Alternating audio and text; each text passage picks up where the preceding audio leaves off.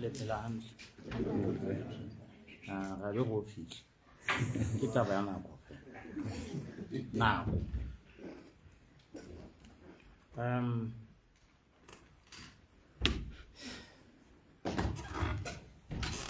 first of all, I wish to start by appreciating on behalf of the Court of Appeal, I must say on behalf of the entire judiciary, the dedication by legal practitioners in ensuring that the wheels of justice continue to roll. My colleagues have requested me to pass their appreciation. We continue to appreciate your dedication in ensuring that within a period of less than a month, you were able to run with 50 cases on appeal, thereby also pushing us to also try our level best to ensure that we come up with judgments within 2 weeks of finalization of the session. I also wish to mention, point number 2, that the next session of the court will be on the 6th of April 2026, so that people must start getting well, organizing themselves, getting ready for the session as well. We hope the many challenges that we encountered during this session will be avoided. Third, it is also worth mentioning that it was quite unbearable during this session having to run with the session without one of our numbers, Mr. Justice Chinengo, whose departing we continue to mourn in earnest, and we continue to miss him. He will not have, well, okay, but at least he has not prepared a single judgment this time around, for obvious reasons. That being the case,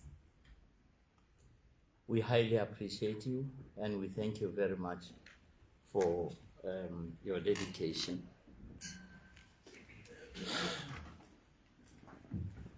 There are a number of cases which could not be finalized at the instance of the parties, and those cases will not be called because the parties involved requested us not to proceed with them.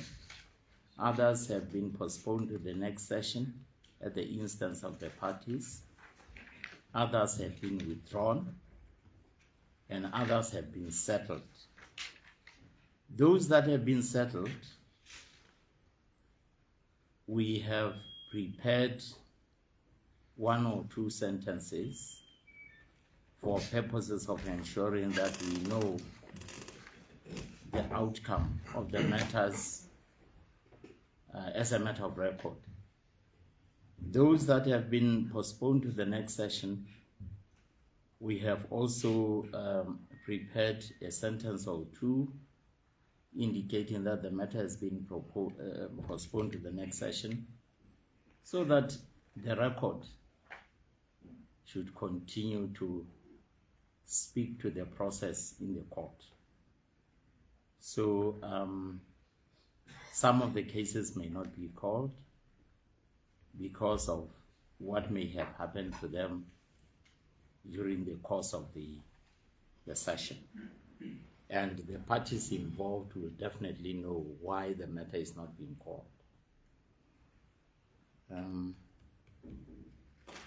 Thank you very much, Mr. Registrar. We are now yours. Just a copy, Your Lordship.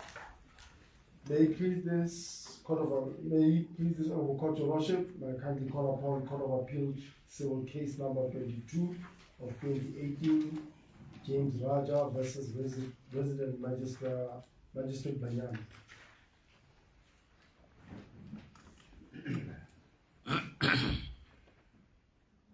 This matter served before myself, my brother Justice Msonda,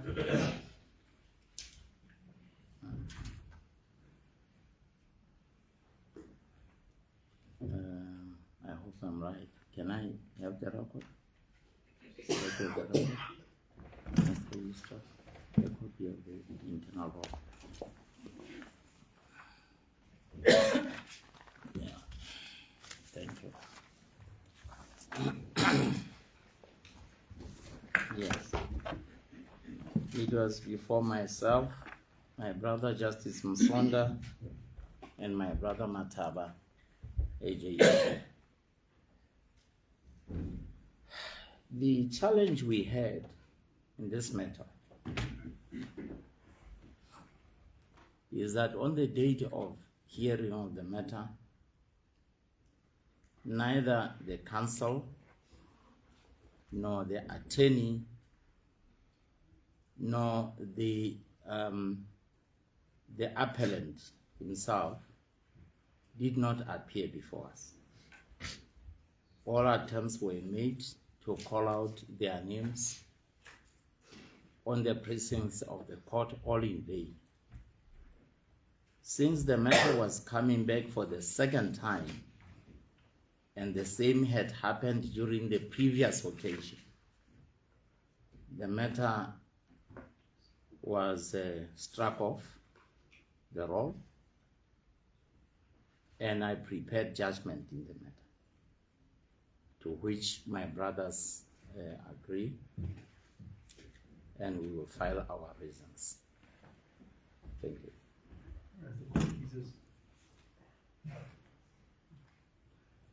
May it please this overcourt, Your Lordship, may I kindly call upon Court of Appeal Civil Case number 47 of 2020, Adele Bushman versus Attorney General.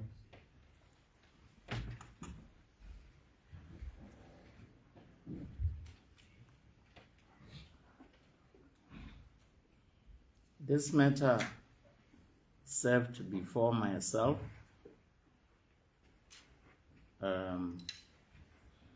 and my brothers Dama said, no, where is Abel and Dad? But all said and done, no, okay, I hear it is on the table. Next matter, please. We shall come back to our. May it please this overcourt, Your Lordship, may I kindly call upon Court of Appeal Criminal Case number 02 of 2023, Mphalane versus Rex. Pardon me, Your Lordship. It is Criminal Review number 2 of 2025, Mphalane versus DPP. Pardon for that.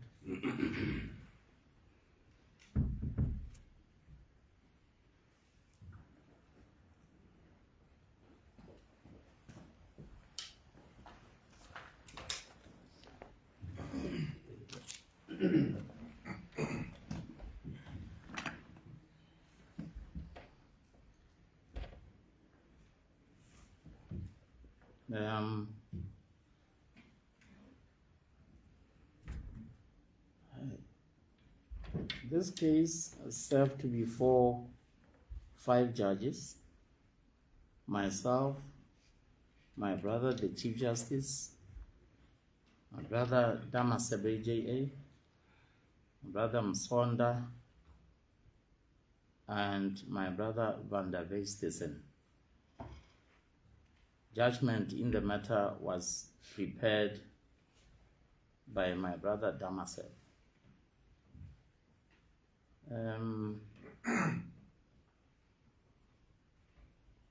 In short, in this matter, the former Commissioner of Police, who, according to the record, had left Lesotho for about 7 years and left outside the country. He lived outside the country, and upon return to Lesotho, he reported himself to the authorities. The end result was that he was arrested. And after being arrested, he was imprisoned, sent to prison, and he applied for release on bail. Now, the concern here is that apparently the bail proceedings happened in chambers, and there was no clear indication as to what was going on there. And the DPP was not involved. Now, the appellants or applicants before us were actually the relatives of the late Lekhotla, who were complaining that they don't understand how Lekhotla was admitted to bail without their involvement when they had a direct and substantial interest in the matter. And the crux of the matter was as to the legality of proceedings that apparently proceeded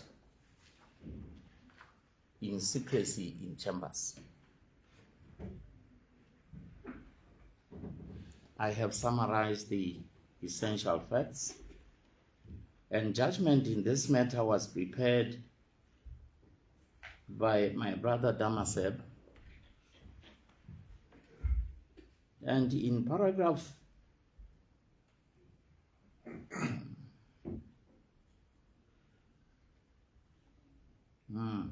right.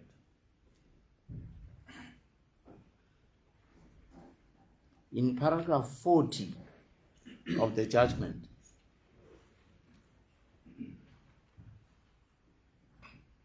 perhaps we should start somewhere else. Let me read from paragraph.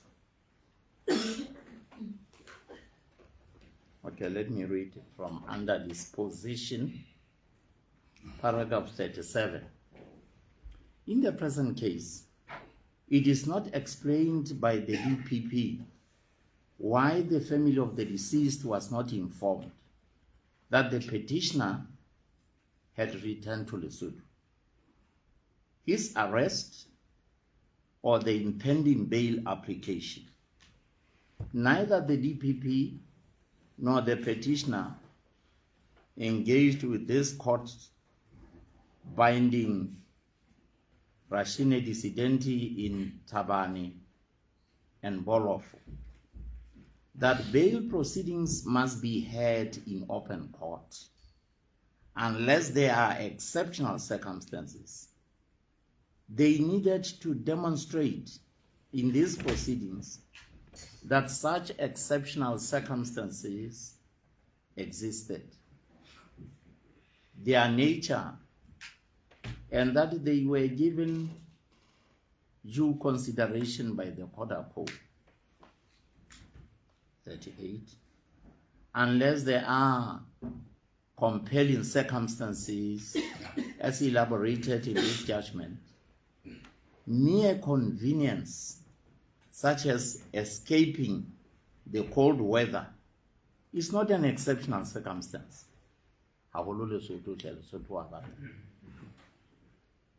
Should it become necessary for a bail application to be heard in chambers, the court must ensure that persons likely to have an interest in the proceedings, especially the victims or family members, are informed that they are welcome and in fact encouraged to attend.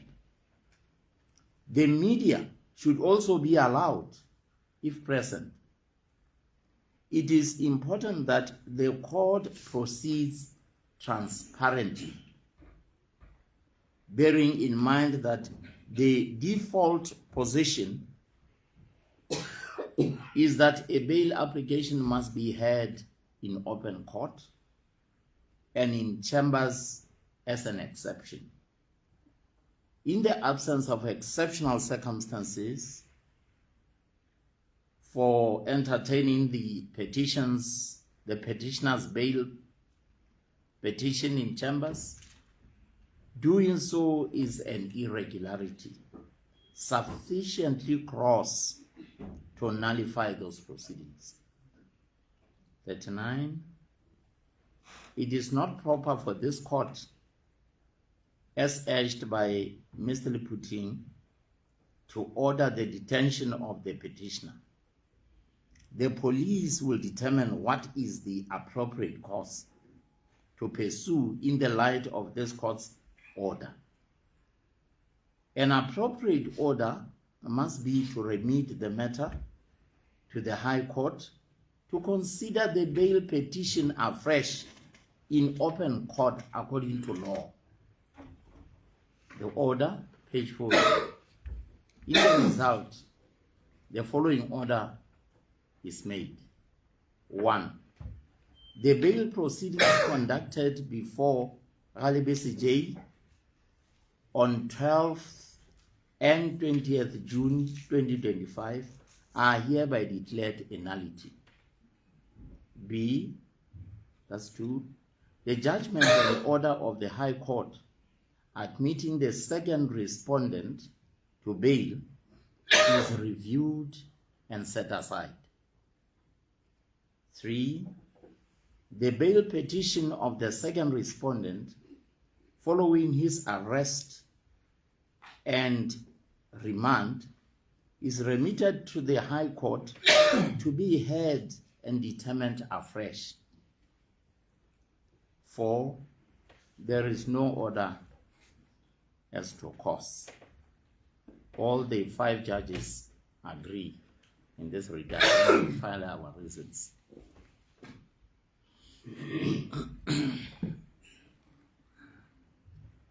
Next matter. May it please this honorable court yet again, your lordship, may I kindly call upon Court of Appeal civil case number 47 of 2020, Adela Bushman versus Attorney General.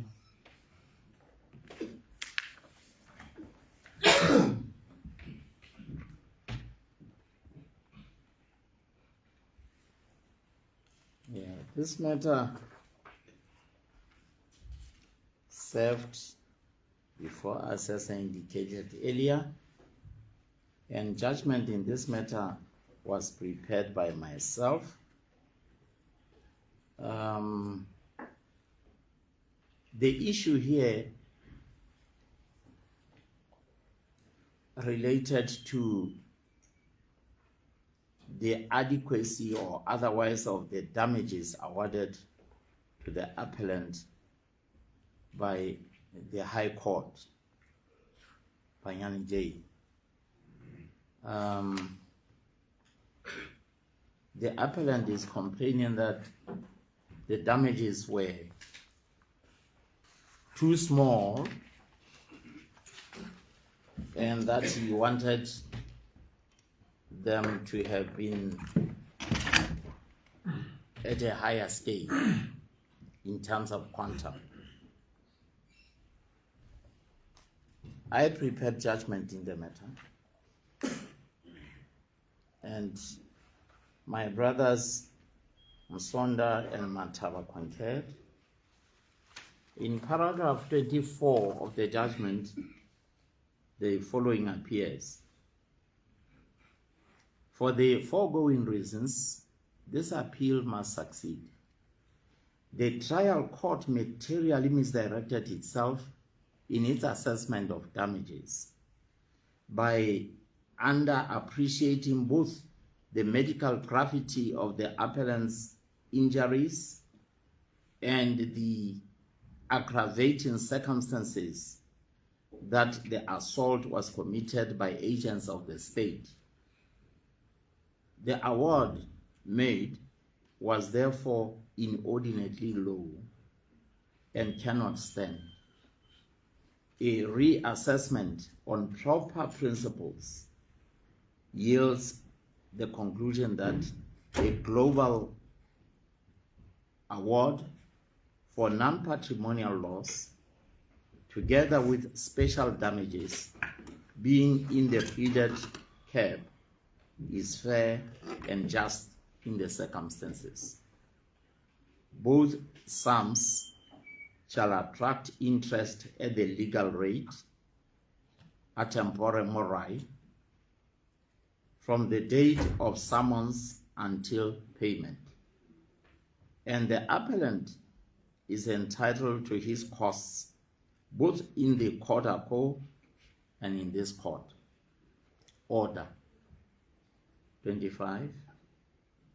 The appeal is upheld with costs. The order of the High Court is set aside and replaced with A. The respondent shall pay to the appellant 200,000 as a global award for pain, shock, and suffering, disfigurement, and contumalia. B. The respondent shall pay 5,000 as special damages for medical expenses, being the pleaded cap. The proved recoverable expenses having exceeded this amount. C. Interest on 1 and 2 at the legal rate a tempore mori from the date of summons to the date of judgment or payment, And D. Cost of suit in the court of law and in this court. And we file our business.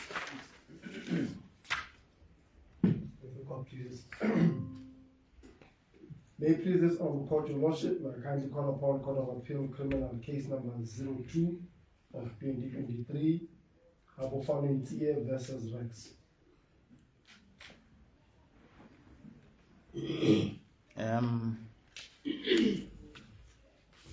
The information we receive is that the Ntsiye matter, although it served before the judges,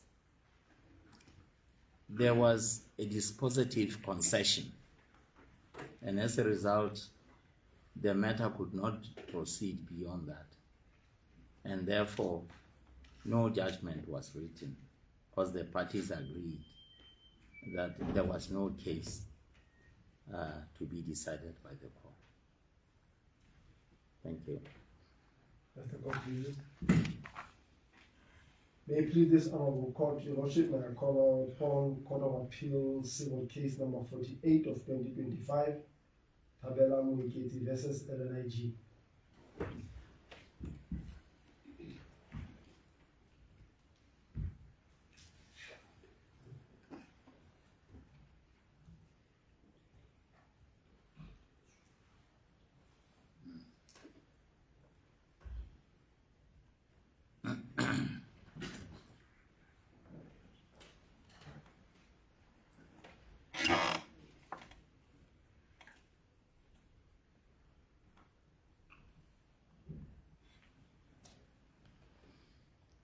This matter served before myself, my brother, the Chief Justice, my brother Damaseb, my brother Msonda, and Van der Westhuizen. In essence, this case involved a misapplication of Section 8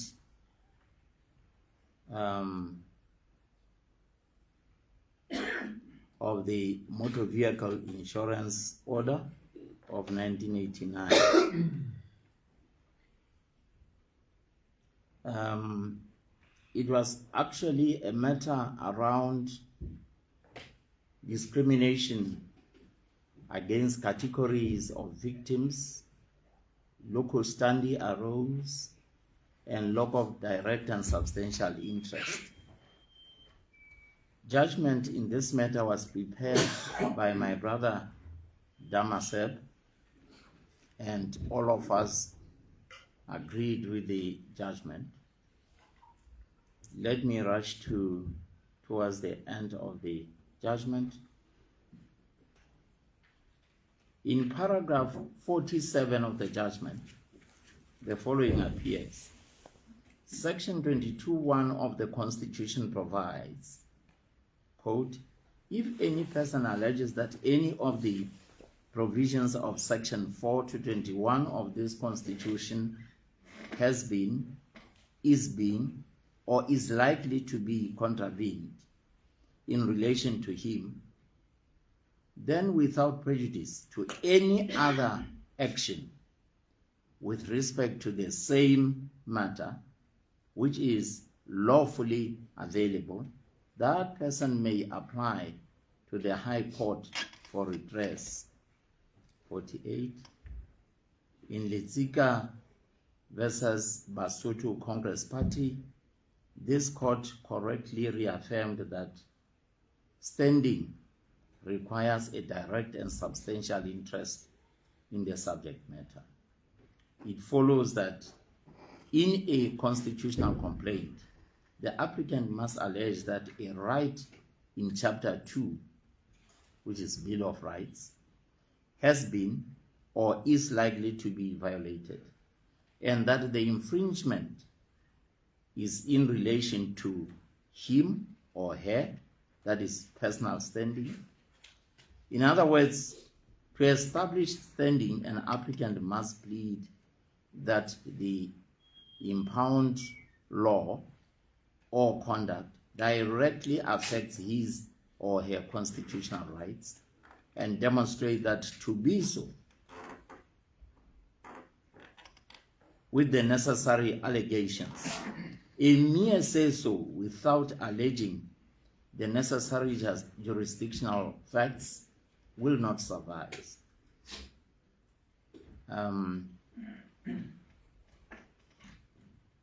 Paragraph 51. On the pleaded facts, the appellants do not fall within any of these categories. The assertion that the order discriminates against them compared to other persons in respect of which the order imposes no limitation could only be sustainable if the restriction to the defined categories was squarely challenged.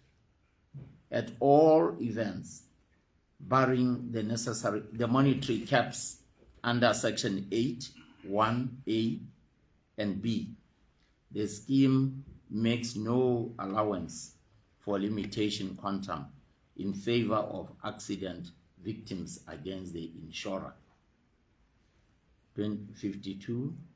The appellants have not demonstrated that the Kodaco erred in concluding that they did not fall within any of those three categories of targeted beneficiaries in this section.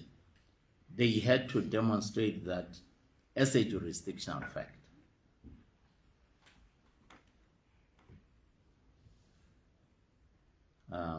Therefore, that's 54, only persons covered by Section 8, 1A can challenge the constitutionality.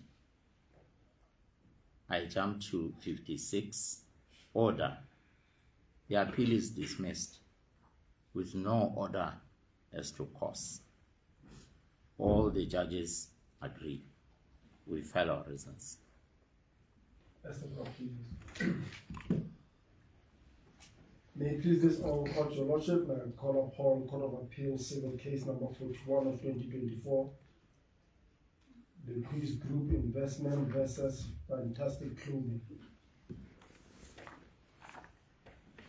This matter served before my brothers Damaseb, Msonda, and Mataba. The parties agreed before the court that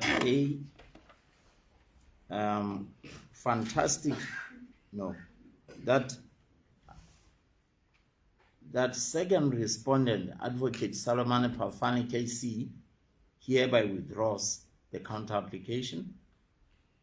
B, there is no orders to cause, and that put the matter to rest.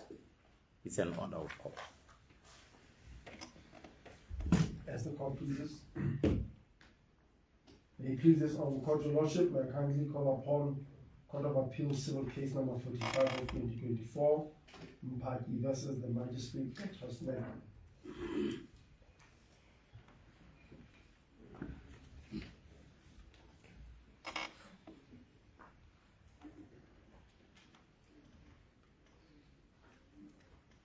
This matter,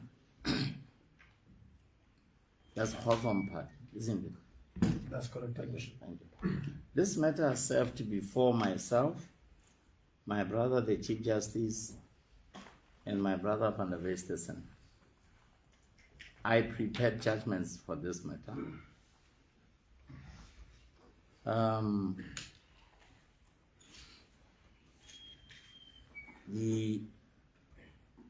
The appeal had been enrolled for 8 October 2025. However, on that day, when the case was called, there was no appearance on behalf of the respondent. Advocate L.D. Molapo, who represented the appellant, informed the court that the counsel who had previously acted for the respondent had withdrawn. He further, and commendably so, submitted that the respondent, being a lay person, had not been notified of the hearing date and therefore was unaware of the proceedings. We then proceeded to consider the importance of what the learned counsel advanced, and we went further to register our commendation of counsel's exemplary conduct, which we highly appreciate. In conclusion, paragraph 7, the following appears. In the result, the court being satisfied that the respondent's absence was occasioned by lack of notice and mindful of the need to uphold the principles of fairness and justice, ordered that the matter be postponed to the next session. This course ensures that all parties are properly notified and allowed to be heard, thereby maintaining the integrity of the judicial process. All the three judges agree. We file our reasons. As the court pleases. May it please this honorable court, your lordship, may I kindly call upon Court of Appeal civil case number 57 of 2024, Mphalane versus DC and others.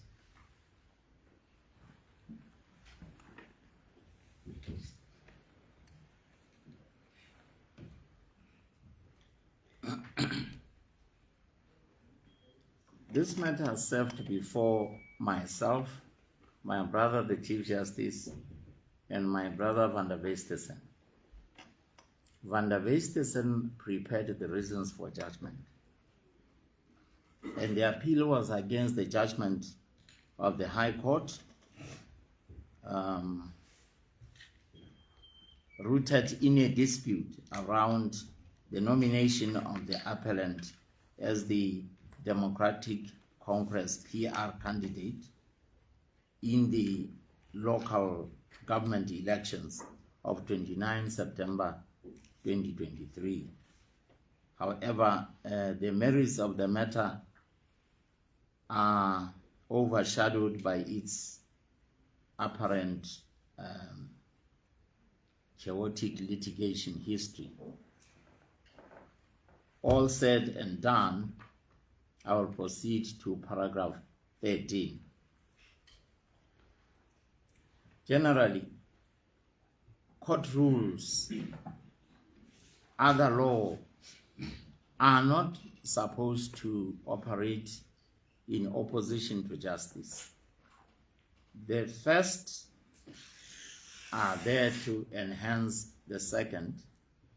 It would seem that much time and energy were wasted also by Mokgoro on the continuation of this matter after the discharge of the rule nisi. Some things cannot be resurrected from the grave. The appeal must be dismissed. Perhaps for those who may not have the opportunity to read the judgment, I may highlight one sentence here that apparently the case proceeded before Nathani J, and at some stage the rule nisi was discharged. But subsequently, after the engagement of the learned judge and counsel, at some stage, they proceeded with the case. And yet the rule had been discharged, thereby disposing of the matter. They say they were managing, or they were effecting damage control. Now, we don't do that in law. Once a case has been terminated, so be it. It's either you take a review, you appeal.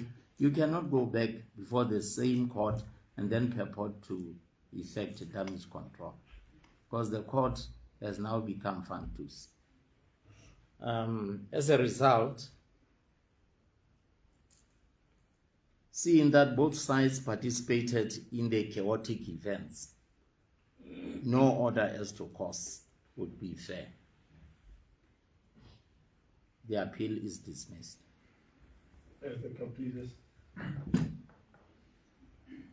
May it please this honorable court, your lordship, may I kindly call upon Court of Appeal Civil Case number 65 of 2024, Maipiletso and others versus Judiiary and others. What is the surname again? Is it not Botlhoko? Oh, Botlhoko, pardon me. Oh, okay.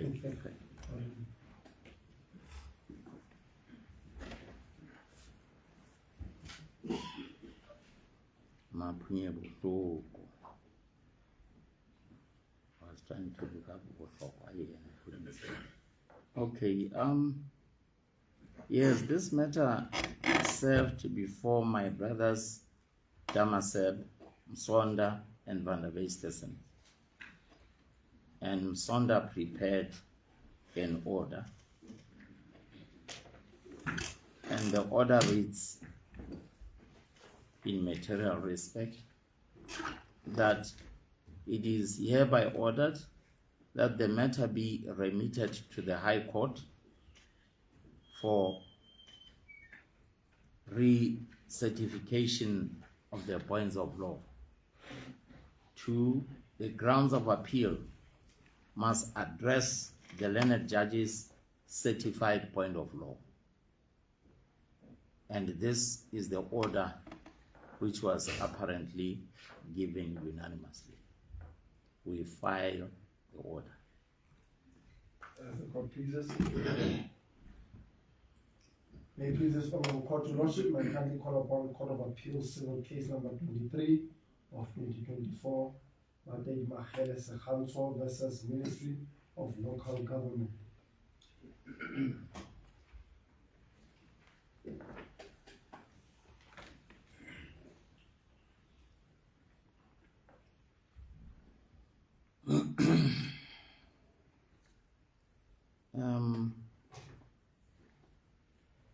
This case follows upon a previous decision of this court in which the present applicant had noted an appeal to this court against the Minister of Local Government and another. The issue essentially was that she was challenging the minister's refusal to confirm a decision of the board to renew her contract in that other matter. Now, before us, when the matter came in the last session, two of the judges, my brothers Damaseb and the Chief Justice, agreed that the matter be dismissed. One judge was in minority. His name I forget conveniently. He argued to the contrary. But as the court operates in a given way, the majority carries the day. So that became the judgment of the court. Apparently, the applicant was not particularly happy with the outcome by the majority. So she came back, say, no, correct your decision. You are wrong. But the problem was, in her case, she did not address what ought to have been addressed, whether there was a fundamental patent error that had been committed. It was not there in the papers, which was the basis upon which the review was to repose. But when the matter came for hearing,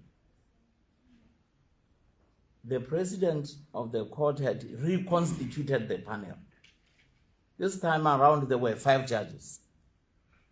The intention was so that at least 2 of the judges who were sitting in the previous matter would also be sitting. The other 3 would be able to objectively deal with the application for review. When the matter was called, the respondents took a point to say, no.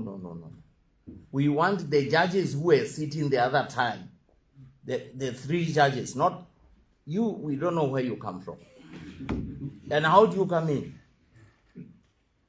So the case raises interesting issues here as to who has the last word as to how a court of appeal panel should be composed.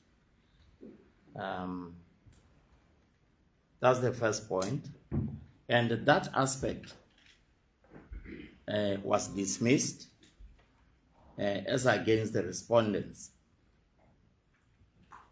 Again, the application for review itself, because it had not established any patent error, it was also dismissed.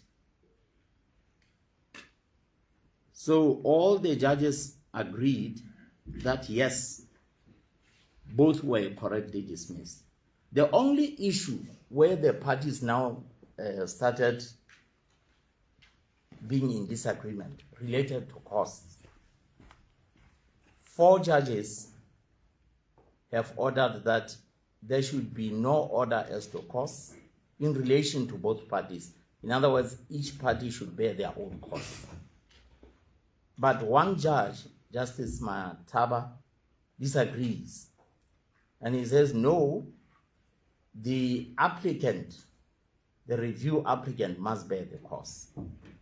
So the net effect of the judgment is that there will be no orders to cost either side, because the majority are saying, no, we are not burdening any of the parties or subsidizing any of the parties with costs. We file our reasons. As a completed. May please this Honorable Court, Your Lordship, may I kindly call upon Court of Appeal criminal case number 02 of 2025 between Lekhamisa versus the DPP.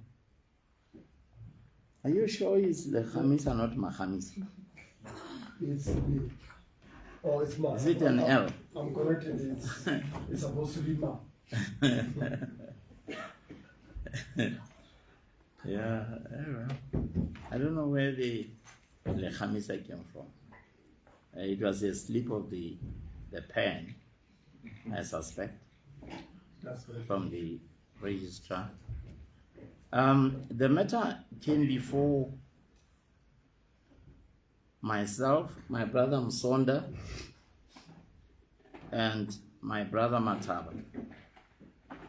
Judgment was prepared by my brother Msonda,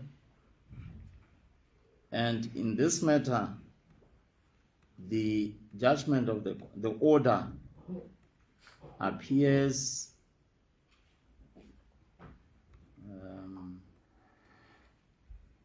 maybe I should, yes, it's a bit too long. But paragraph 30, the order reads as follows. It is accordingly ordered that the appeal against the conviction and sentence for murder is dismissed. B, the appeal against the conviction and sentence for unlawful damage to property is likewise dismissed. C, the sentences imposed by the High Court shall stand and shall continue to run concurrently as ordered. D, the Okapi knife, Exhibit LMPS 12, shall remain forfeited to the state, and all the other two judges concur, and we file our reasons. As the completes. May this Court, Your Lordship, may I call upon Court of Appeal civil case number 31 of 2025, Judiiary Matadira versus Sponsor Matadira and others.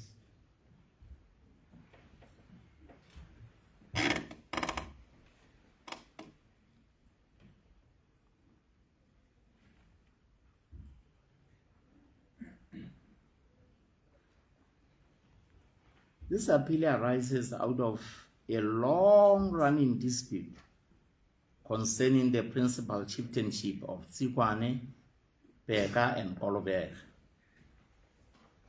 Now, the protagonists are, on the one hand, the son of the late principal chief,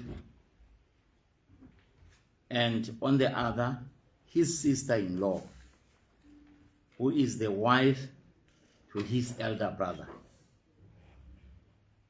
The judgment in this matter was considered by the three judges, myself, Msonda, and Mataba, and I prepared the reasons for judgment.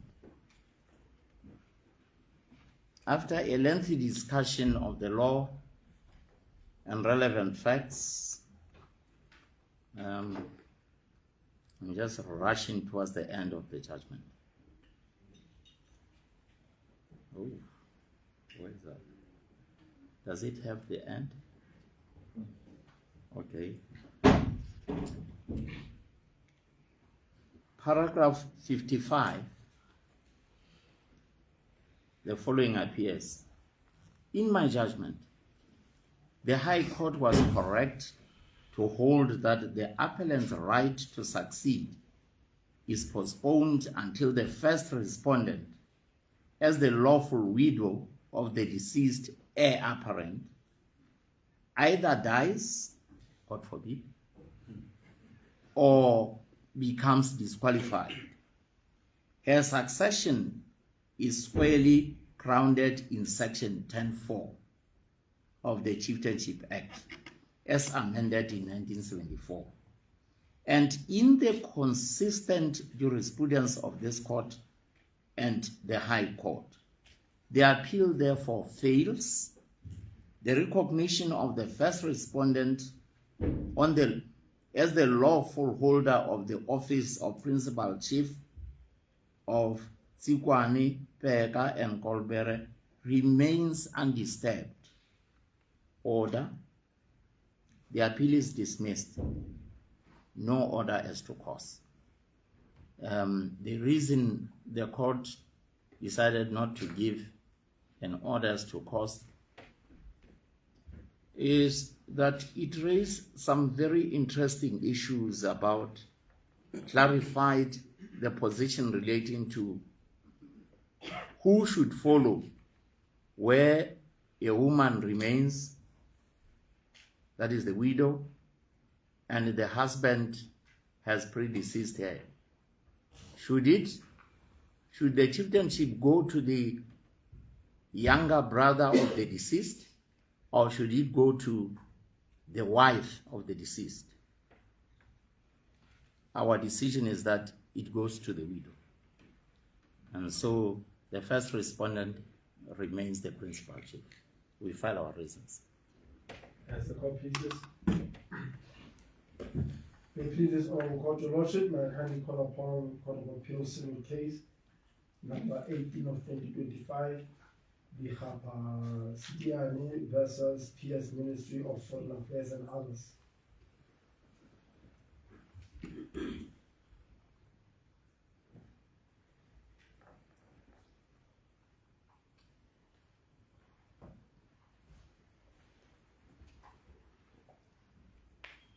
Yes, this case has to do with public service, diplomacy, recall of Consular General, and absence of a document called exequatur, which in diplomatic law ought to have been issued. In brief, the appellant had been accredited as a consular general to South Africa. But what seems to have been the case is that the government of Lesotho did not do what it was supposed to do to pursue a particular document which ought to have been issued by the Republic of South Africa under diplomatic law. So they say they allowed the Consular General or the person who had been so appointed to do some clerical work, and they continued to pay them as if they were proceeding as the Consular General. But unfortunately, as you will see when you read through the law, that is not what should happen. The government ought to have secured the instrument. It failed to do it. And there are 3 judgments prepared in this matter, each prepared by the 3 judges who were hearing the matter. I prepared the first portion and recommended. The result was almost similar to what followed after the ones that I had given. In fact, in paragraph 36 of the judgment, the following appears. For these reasons, A, the appeal is allowed. B, the judgment of the High Court is set aside. C, it is declared that the appellant's recall from my colleagues told me it's a he, not a she. But the order says her post. I think it's a he, Likhapa.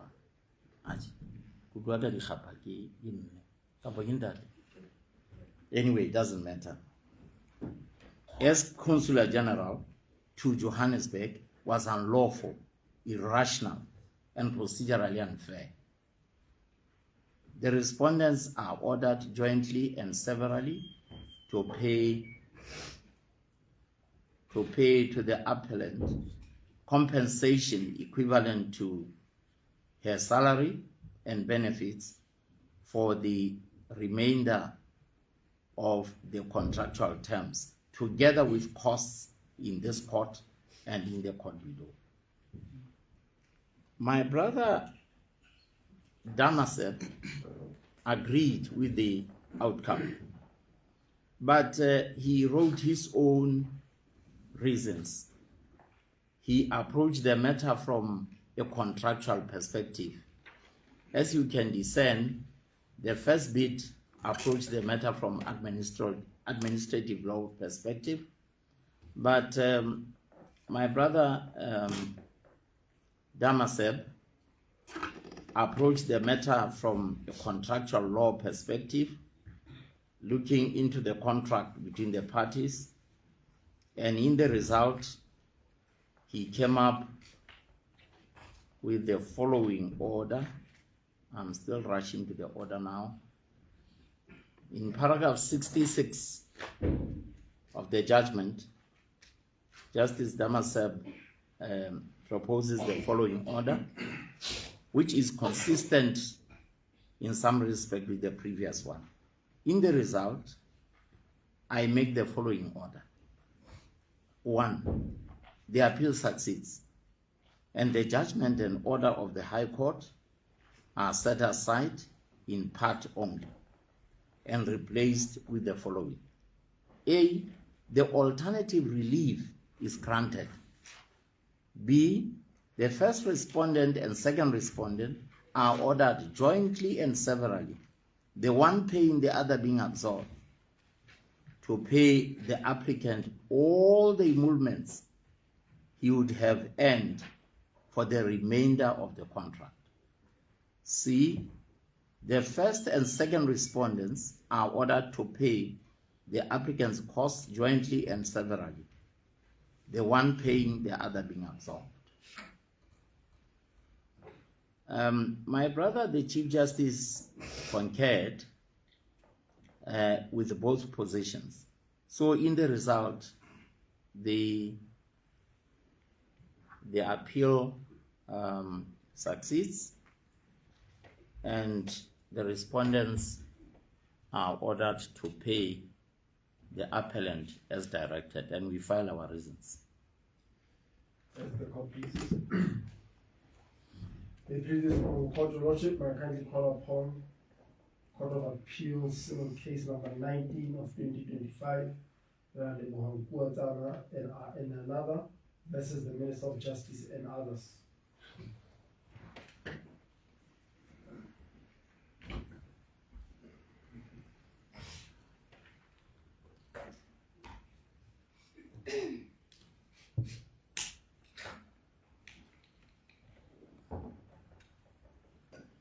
This matter served before myself, my brother, the Chief Justice, and my brother Damasep. Judgment in this matter was prepared by the Chief Justice, and both Damasep and myself concurred. And the judgment appears in paragraph 15, where the following appears. In the result, the following order is made. 1, the appeal is dismissed. B, the order of the court of appeal is set aside. The application is to be commenced de novo before the High Court, exercising its constitutional jurisdiction in terms of Section 22, read with the High Court Civil Litigation Rules, 2025, Part 10. 4, there will be no orders to cause. And we file our reasons. There's a copy, please. May it please this honorable court, your lordship, may I call upon Court of Appeal civil case number 24 of 2025, Sultan Siative and others versus Minister of Justice and others.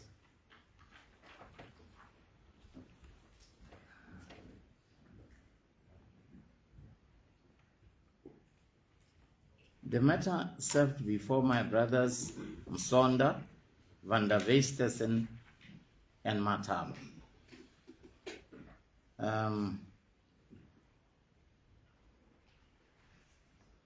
The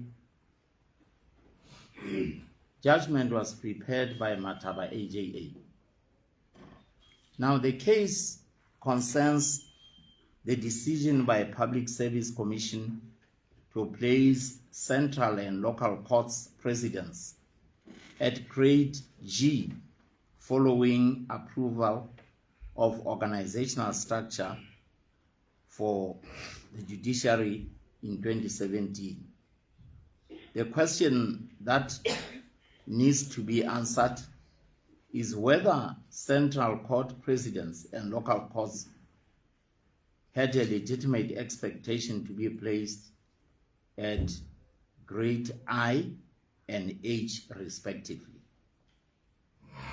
Now, the judgment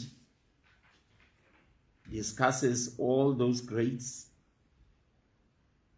and in paragraph 46, the following appears. In the circumstances, the following order is made. A, the appeal is dismissed with no order as to cause, and we file the reasons. The court pleases. May it please this honorable court, your lordship, may I kindly call upon Court of Appeal civil case number 25 of 2025, Police Constable Juma versus Kompol and others.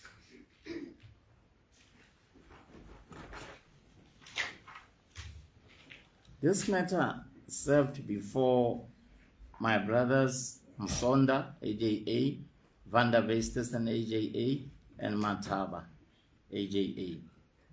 Judgment in the matter was prepared by Mataba, AJA.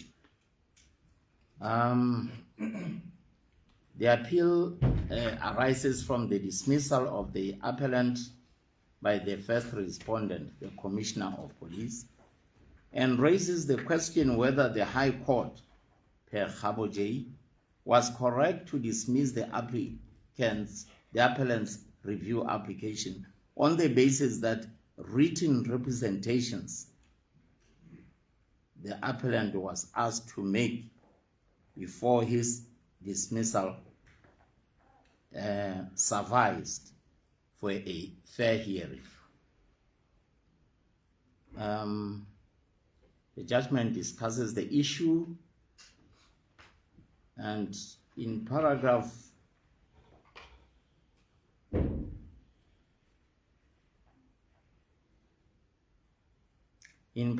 47 of the judgment, the following order appears. In the circumstances, it is ordered that the appeal is dismissed with cause, in which case then the other judges concur, and we file the reasons. As the court pleases. May it please this honorable court, your lordship, may I kindly call upon Court of Appeal civil case number 28 of 2025, LHDA versus Ohobo Madi Ohobo.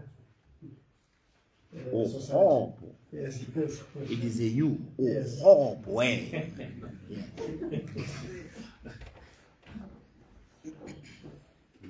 Ohobo.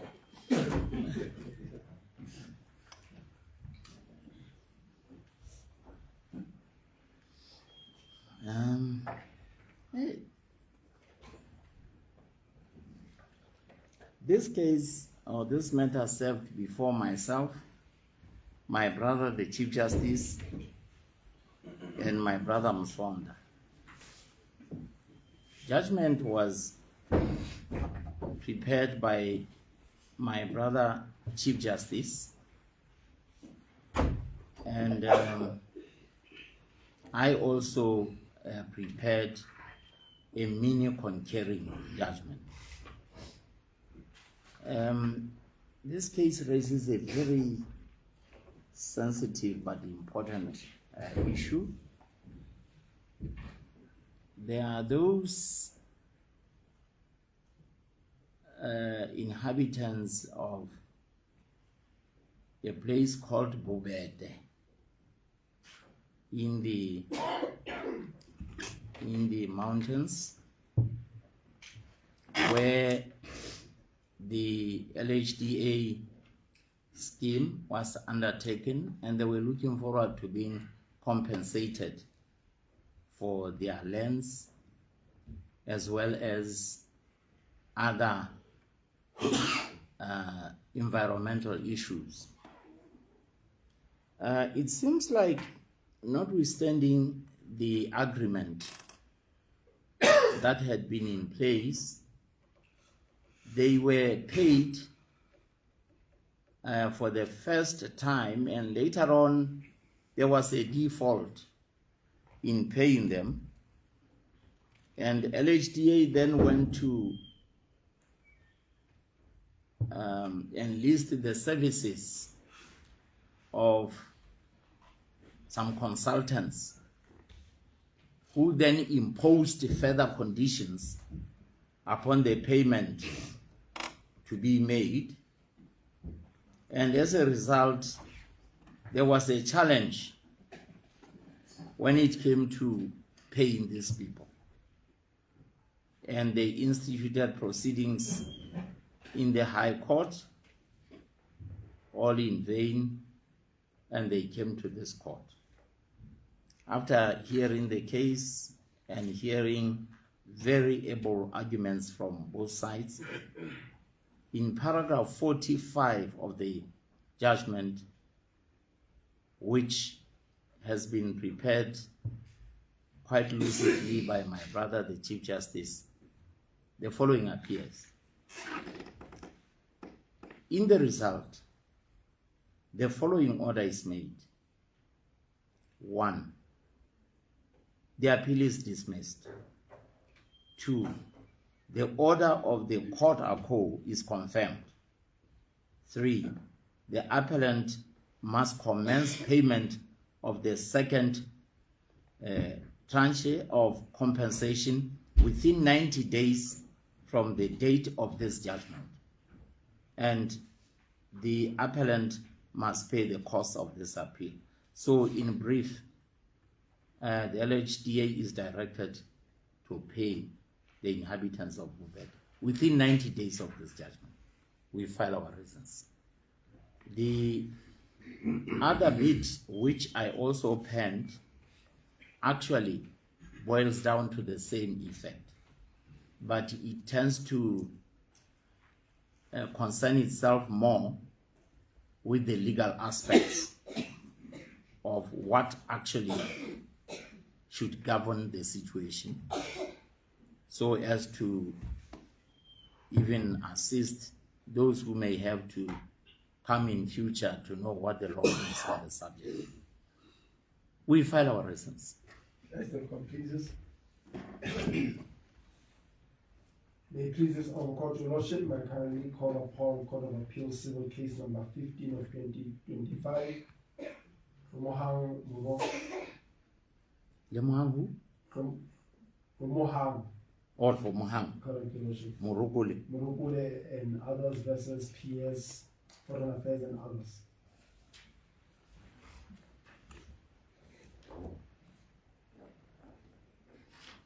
Yes, this matter served before myself, my brother, the Chief Justice, and my brother Msonda.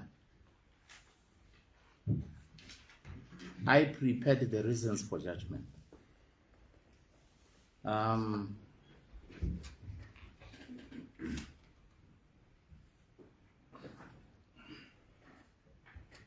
in essence, the appeal arises from the judgment of the High Court delivered on 13 February 2025. And at the time of the institution of that application, some of the appellants, then applicants before the High Court, had completed their diplomatic service. At the same time, others remained in active service at various Lesotho missions in the Republic of South Africa. The proceedings in the High Court involved a lot of battles, and in the result, the High Court decided against the present appellants. So the issue, the central question before this court, the central questions were, first, whether the High Court was correct to hold that the appellants' claims were prescribed. Second, whether the appellants had, by contract or otherwise, waived any entitlement to parity of treatment with other missions. And lastly, whether the High Court erred in failing to address the substantive review grounds relating to the reasonableness and rationality of the government's decision. After considering the issues raised, in paragraph 21 of the judgment, the following appears under disposal. As a result, the appeal must succeed. The judgment of the High Court must be set aside. The matter must be remitted to that court for consideration and determination of the merits of the application, the appellant's review application, in accordance with law. So the court ought not to have declined to go into the merits of the matter. In the result, the appeal is upheld. That's A. B, the judgment of the High Court is set aside. C, the matter is remitted to the High Court for rehearing before a different judge. D, the respondents shall bear the cost of this appeal, and we file our reasons. This Honorable Court, Your Lordship, may I kindly call upon Court of Appeal Civil Case number 32 of 2025, Basotho Convention Movement and 1 versus Compound and others.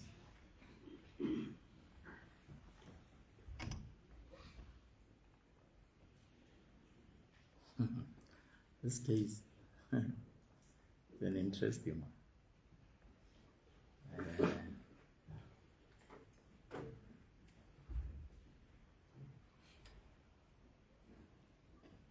The case served before 5 judges, myself, my brother Damaseb, my brother Msonda, Vanda Veistesen, and Mataba.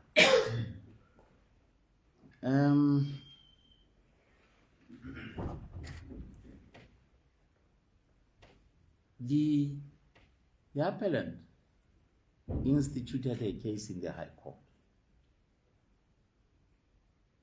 And what they were seeking to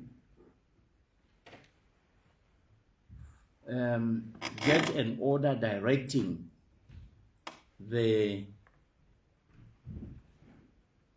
government of Lesotho and the governments of other countries, the government of South Africa, the United Kingdom, the United Nations, Bakustele, the Basotho Nation. They are saying certain orders have to be given.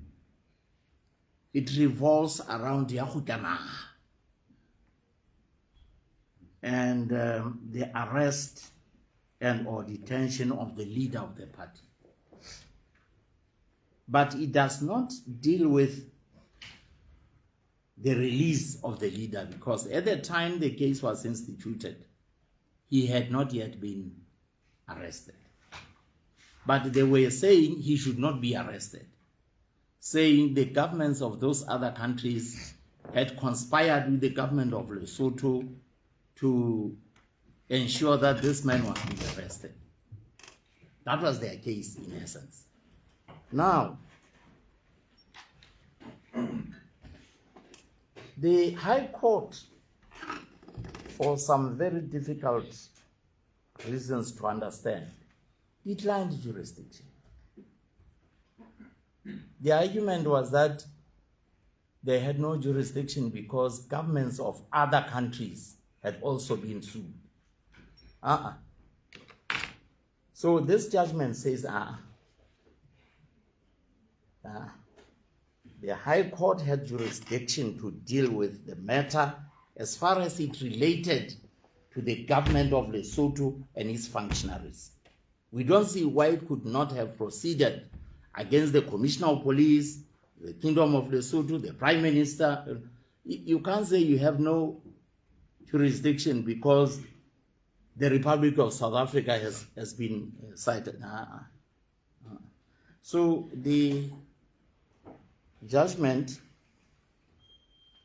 the order given, therefore, as you will see after reading through the entire judgment, which was prepared by my brother Van der Westhuizen, and we agreed. And it is as follows. In view of the above, that's paragraph 39, the appeal fails in part. B, the appeal is upheld in part. Because we are saying it fails to the extent that we are saying, yes, indeed, the High Court had no jurisdiction to entertain matters having to do with foreign governments. That's in part. The other part we say, no, the appeal is upheld in part, to the extent that it says the government of Lesotho and its functionaries, the High Court had jurisdiction to entertain the matter over those ones. It could not be had to say there's no jurisdiction. And in the result, we make no orders to cause in this matter, and we file our reasons.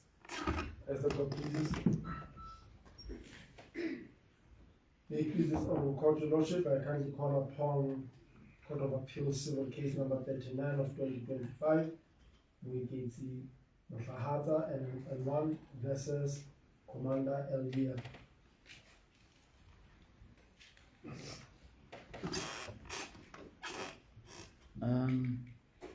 This matter served before my brothers Damasep, Van der Westhuizen, and Matal. My brother let's bear with me here.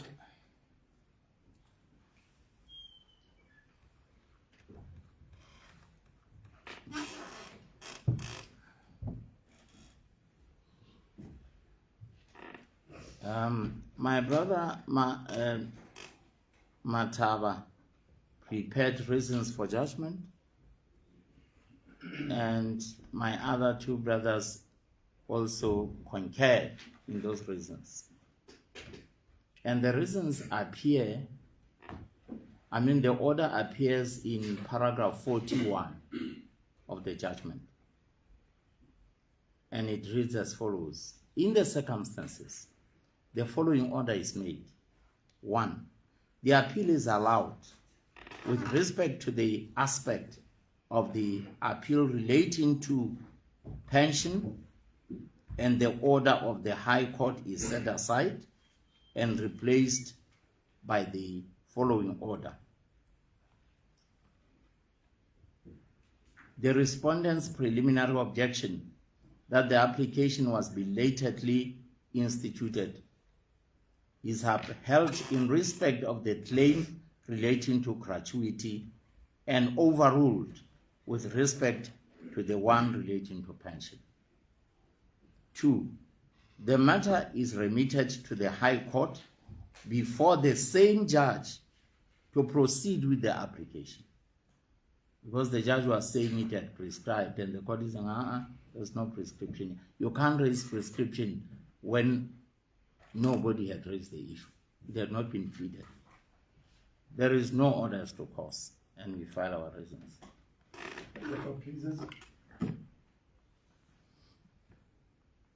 May it please this honorable court, your lordship, may I kindly call upon Court of Appeal civil case number 40 of 2025, Mamorero Mpobole versus Ts'ehla Mpobole and others.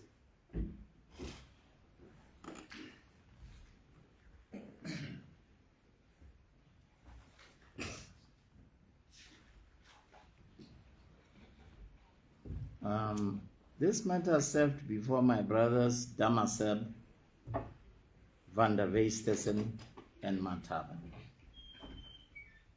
And the judgment was prepared by Van der Westhuizen.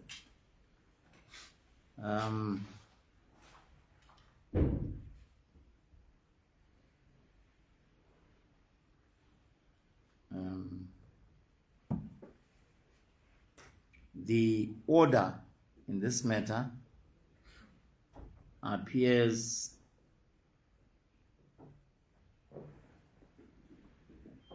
in paragraph 27, where the following appears. After thorough debate in this court, and as agreed by both parties, the matter was struck off the roll without costs. We file our reasons. As the court pleases. May it please this honorable court, your lordship, may I kindly call upon the Court of Appeal civil case number 51 of 2025, Lekhotla and 1 versus Paul Mahali and others.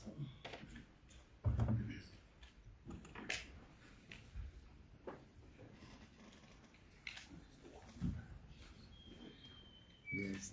This matter served before my brothers Damaseb, Van der Westhuizen, and Mataba AJA. Judgment in the matter was prepared by Van der Westhuizen. And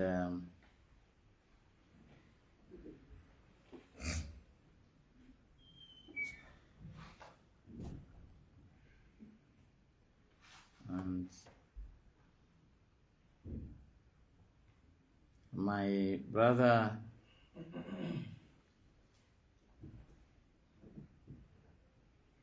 Mataba has also written a concurring judgment.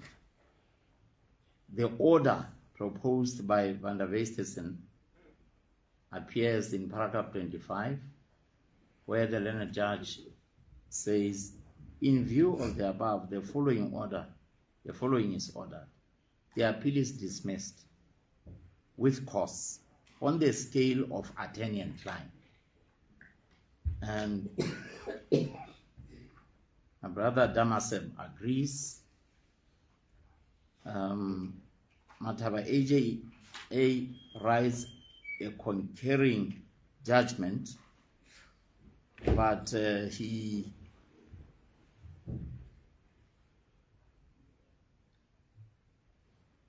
in paragraph 35, the following appears in his judgment. The High Court has inherent power to regulate its process. As foreshadowed in paragraph 29 above, this includes the power to prevent abuse of its process in the form of frivolous or vexatious litigation.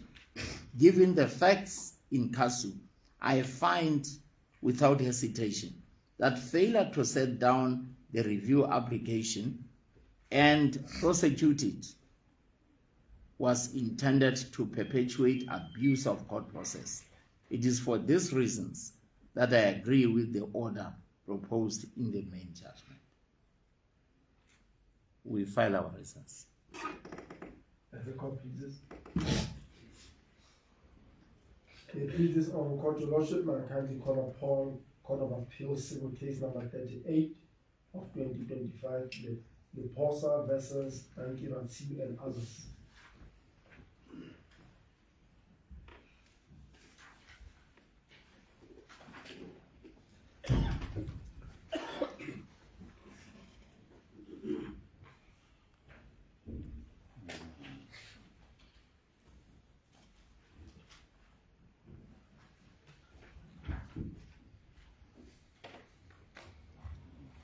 Let's see.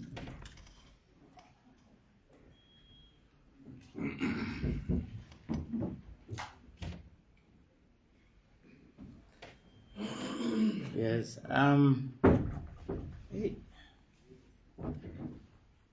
This case served before myself, my brother Chief Justice, and my brother Msonda.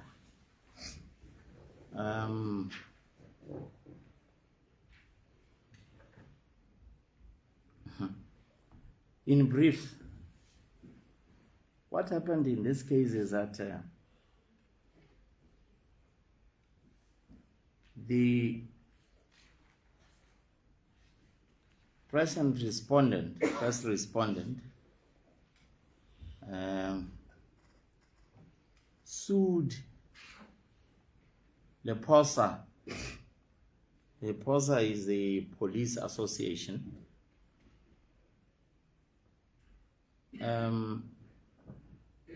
Demanding that Lekhotla should pay pension benefits due to his late wife. And Lekhotla was saying, no, we have in our contract as an association, we have an agreement relating to burial benefits. We have paid those. The issue about pension has nothing to do with us.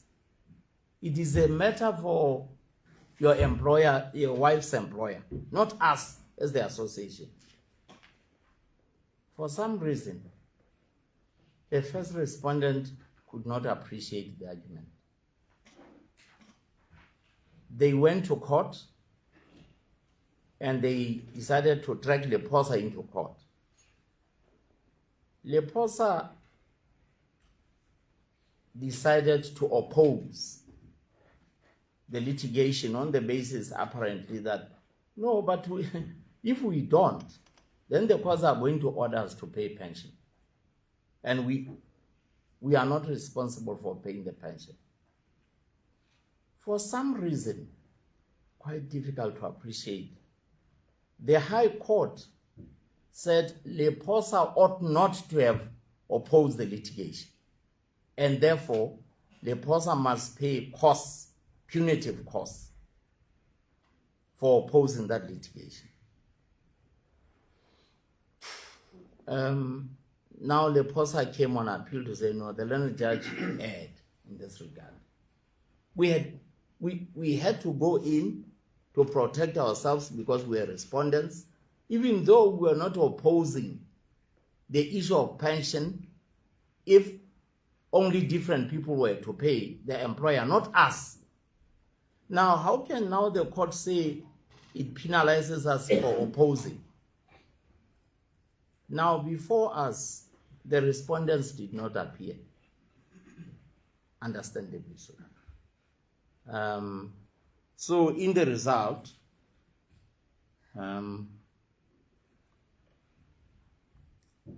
we prepared reasons for judgment, and they were written by my brother Sonda, AJA, and in paragraph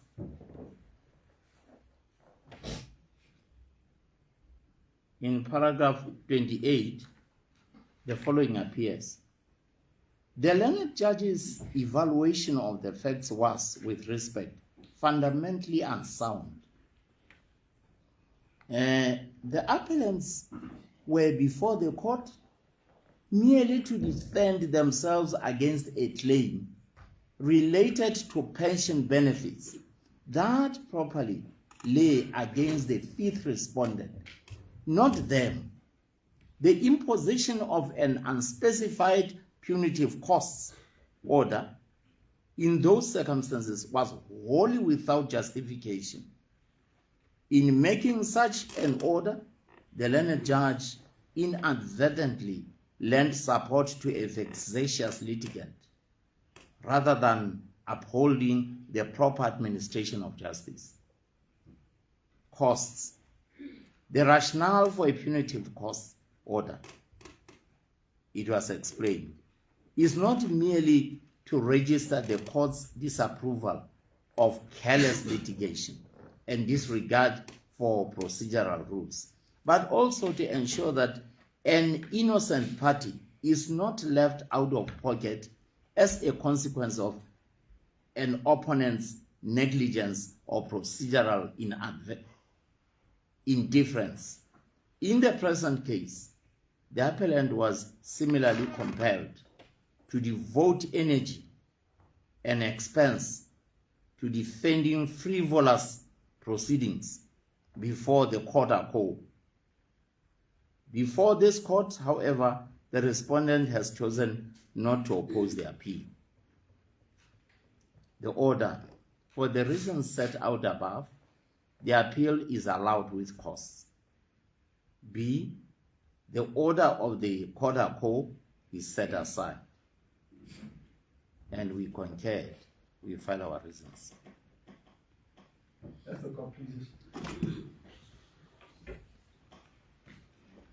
May it please this court, your lordship, may I kindly call upon Court of Appeal Civil Case 67 of 2022, FLB versus Bokam Mahajani and another.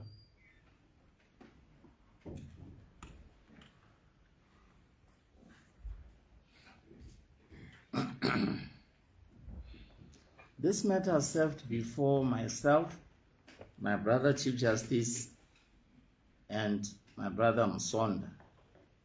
I prepared reasons for judgment in this matter. In paragraph 12, the following appears. In sum, Rule 5 represents a deliberate legislative balance between procedural flexibility and finality. It obliges appellants to act with diligence, offers limited avenues for consensual or judicial extension, and imposes automatic lapse upon default. The rule protects both the respondent's legitimate expectation of closure and the integrity of the appellate process.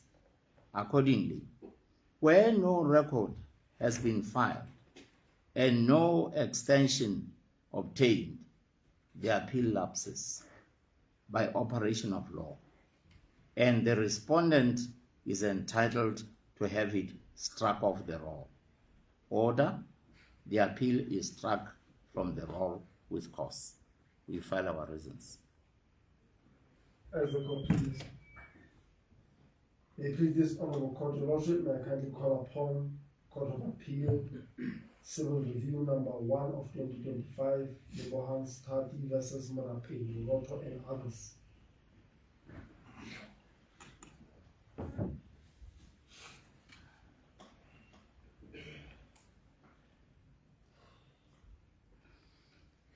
This matter served before my brothers Damaseb, Van der Weestesen, and Mataba. And judgment was penned by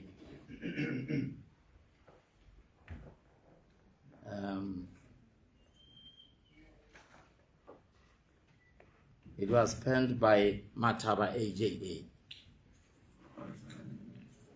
The case, the applicant in the matter brought an application by way of notice of motion for review of a decision of this court handed down on 30 May 2024, penned by my late brother Chinyambo AJA, sitting with Sapani CJ and Van der Veestes and AJA. Now, the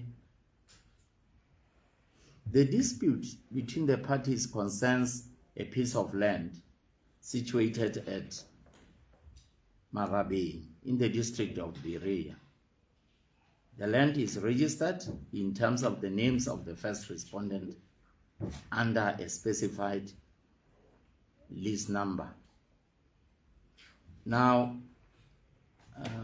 I'm trying to skip many paragraphs in order to get to the nub of the case.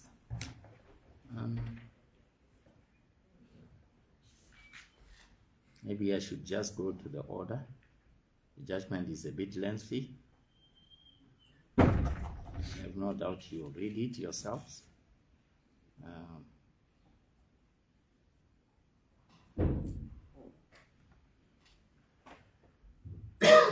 In paragraph 32, the following appears. In the result, the following order is made. 1. The application is dismissed. That's A. B. The application for condonation is dismissed. C.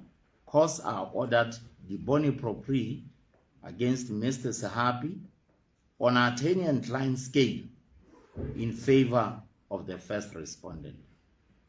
Their lordships file their reasons for judgment.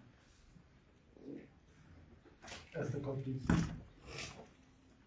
May it please this honorable court, your lordship, may I kindly call upon Court of Appeal criminal review number 1 of 2025, DPP versus Judiiary Kelani.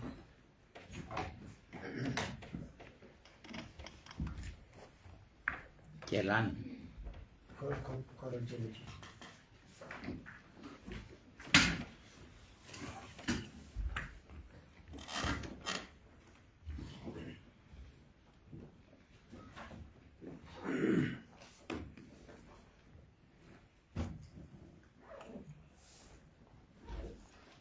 Yes.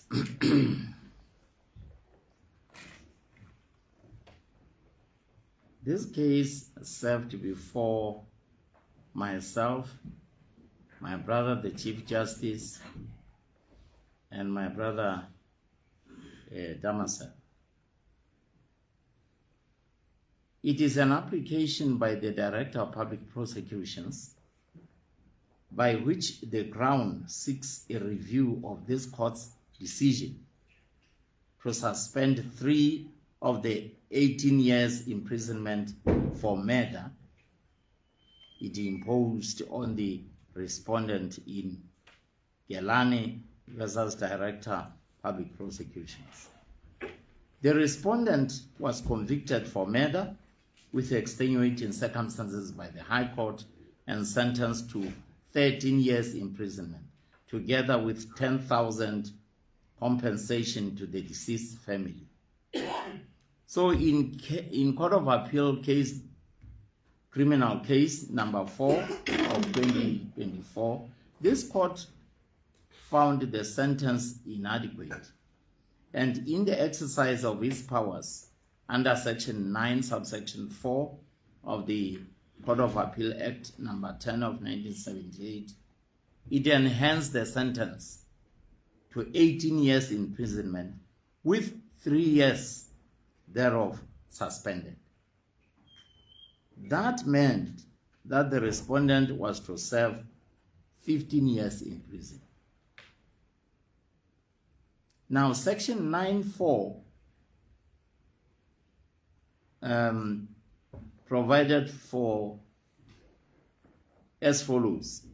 On an appeal against sentence, the court shall, if it thinks that a different sentence should have been passed, quash the sentence passed at the trial and pass such other sentence warranted in law, whether more or less severe, in substitution thereof, as it thinks fit, it ought to have been passed, and in any other case shall dismiss the appeal. Full stop, of course. Now, the complaint by the Director of Public Prosecutions is that, look, you cannot suspend a portion of a judgment in murder cases without violating the law. And this court has then constituted, decided that in fact it had to suspend the 3 years. In paragraph 21 of the judgment here, my brother Chief Justice writes, when the court has committed a patent error, justice demands that it corrects it. It must correct itself. This is a limited but very important jurisdiction exercised in exceptional circumstances. Justice requires of us to lift the suspension of 3 years and restore the 18 years imprisonment. Order. In the result, the following order is made. 1. The application is granted. 2. The suspension of the 3 years is uplifted. 3. The respondent's sentence is 18 years. 4. Each party to bear its own costs. All of us agree. We file our resolution. As the court pleases.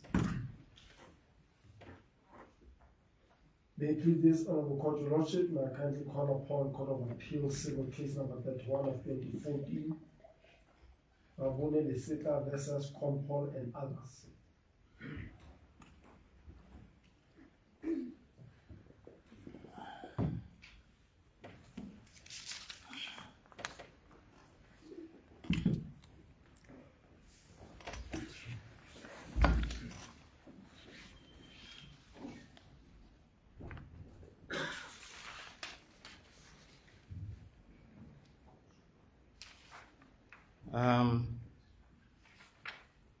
The order was issued by myself, my brother Damaseb and Msonda on the 15th day of October 2025 upon the consent of the parties. So by consent of both parties, the first respondent, that is the Commissioner of Police, shall comply with the judgment of this court in Ts'ehla versus Commissioner of Police and others, Court of Appeal Civil number 31, 2014, delivered on the 24th day of October 2014, before the end of the current financial year, failing which the applicant, shall be entitled to proceed with the contempt of court process. 2. The compliance on the first respondent will be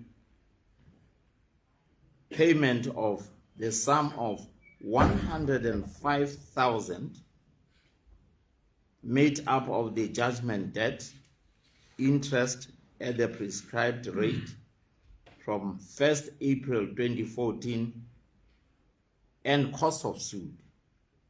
This is the order we hand down by consent. As the court pleases.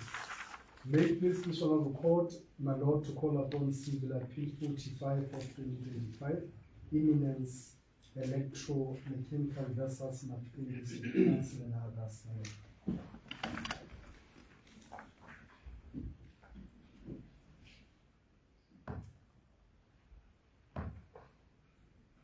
This matter served before myself, my brother Damaseb, and Msonda.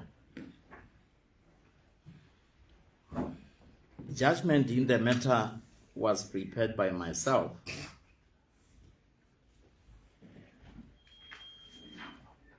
The appeal arises from a ruling of the High Court, Matabaje, delivered on 17 May 2025, whereby the learned judge struck the applicant's motion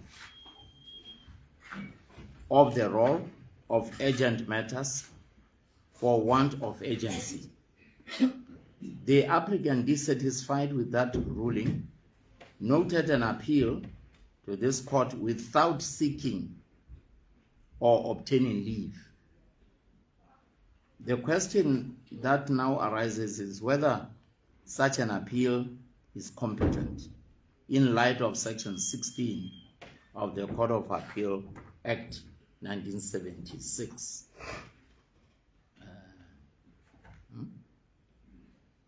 Is this 26 or 28? Why is it that something is telling me here that there is something wrong? Anyway, the order. The order is that the appeal struck off the roll for want of leave under Section 16 1B of the Court of Appeal Act 1978, and there shall be no orders to cause. Then we file our reasons. May it please the honorable court, my lord, to call upon civil appeal 50 of 2025. Ts'ehla versus Standard today.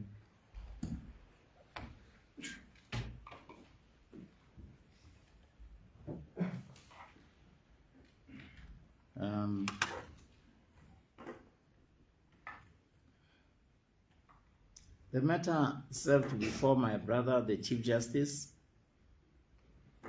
my brother Msonda, and Van der Vestes and AJA. The judgment was prepared by Msonda, and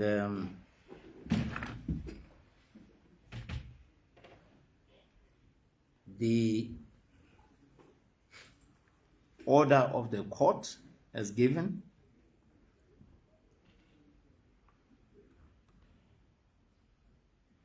appears in page 22, paragraph 22, and it reads as follows. In the result, I make the following order. 1. Appeal is struck off the roll. 2. Cause will follow the event. And the other judges concur. We file the reasons.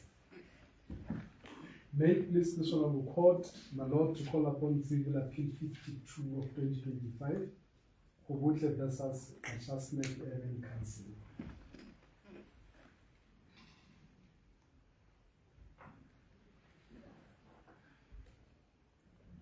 This matter served before my brothers Sakwani CJ, Van der Vestes and AJA, and Mataba J ex officio.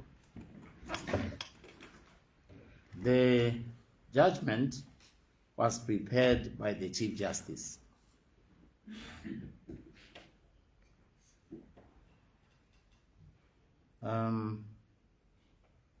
And the order as given in this matter in paragraph 18 reads as follows. In the result, the following order is made. The appeal is upheld with cause. The order of the court is set aside and replaced with the following. the appeal is dismissed with cause, and we file the reasons. As you understand, the appeal that was being dismissed was an appeal from the subordinate court or the district and court. Thank you. Thank you very much. We file our reasons. As the court pleases. May it please this honorable court, your lordship, may I kindly call upon Court of Appeal civil case number 53 of 2025, Mphalane Matsoso versus PS Ministry of Public Service and others.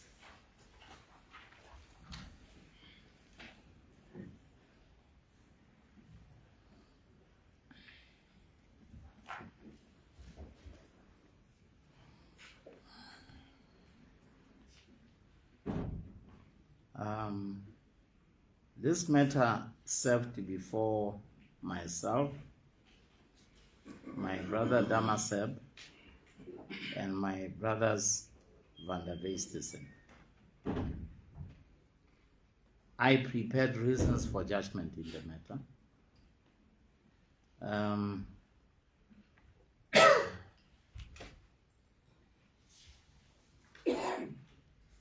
This appeal concerns the delicate boundary between the High Court's constitutional review jurisdiction under Section 1191 of the Constitution and the exclusive statutory jurisdiction conferred upon the Labour Court by Section 50 and 51 of the Labour Act number 3 of 2024.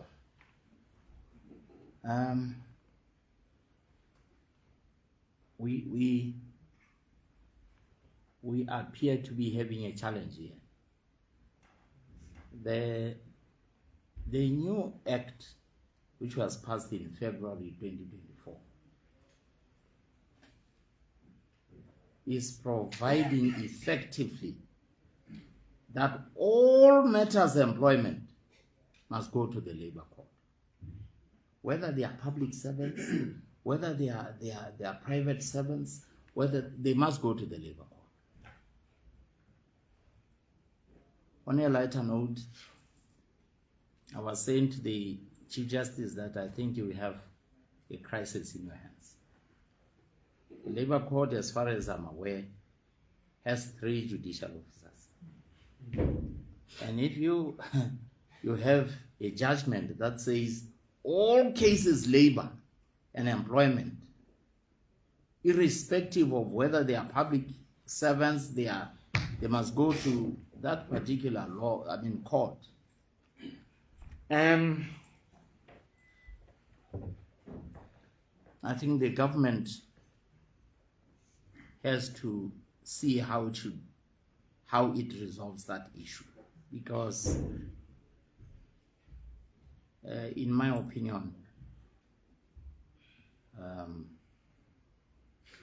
those cases will not move in those courts. That's a recipe for failure of justice. But anyway, that's not what we are dealing with. What we are dealing with here is whether the High Court was correct. Actually, I should read what is identified here as the issues.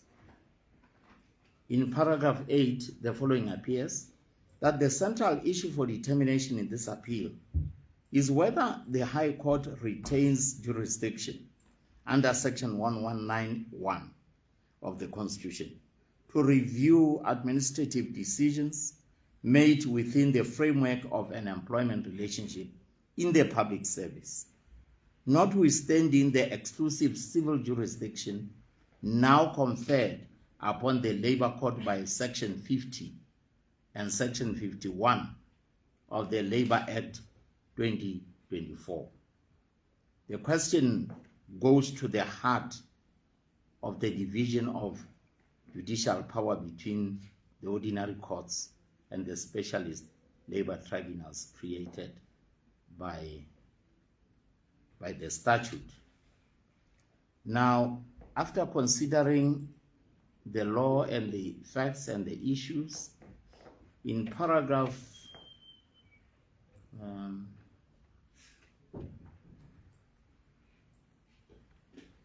In paragraph 34, the following appears.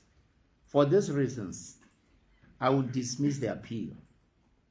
The High Court was right to hold that it lacked jurisdiction. The development of our labor jurisprudence from CGM industrial through Mokoto, Mandela, and Selike reveals a consistent trajectory culminating in statutory exclusivity. The High Court's constitutional review power remains intact for matters truly public in character, but not for disputes whose subject matter is the employment relationship. The appellant must seek her remedy before the Labour Court. The demarcation now drawn by the Labour Act 2024 is constitutionally sound and institutionally coherent. It affirms the principle that judicial power may be distributed but never diminished, and that the rule of law endures not through the monopoly of one court, but through the harmony of the judicial system as a whole. This judgment reaffirms the constitutional design of a unified and coherent system of judicial review, one that values both expertise and legality. By situating the Labour Court within that design, the court gives effect to Parliament's intention and the Constitution's command that justice be administered efficiently, fairly, and in accordance with law. The rule of law thus finds expression not in the rigidity of the forum, but in the fidelity of every court to legality and fairness. Order. In the result, 1, the appeal is dismissed. 2, the order of the High Court is affirmed. 3, the appellant shall pay the respondent's costs. We file our reasons. If the court pleases. May please this honorable court, your lordship, I kindly call upon Court of Appeals civil case number 22 of 2025, Judiiary versus Minister of Defense and others.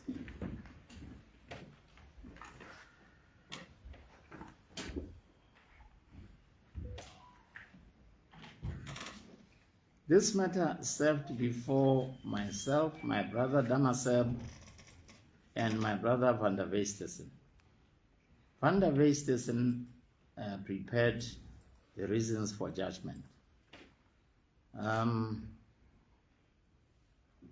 After looking at a number of issues relating to condonation, issues about res judicata, which were the two matters before Makgetha J, the judgment comes up with the order in paragraph 71. It says, in view of the above, the following is ordered. A, the appeal is upheld. B, the order of the High Court is set aside and replaced by the following. The application for condonation is granted with costs.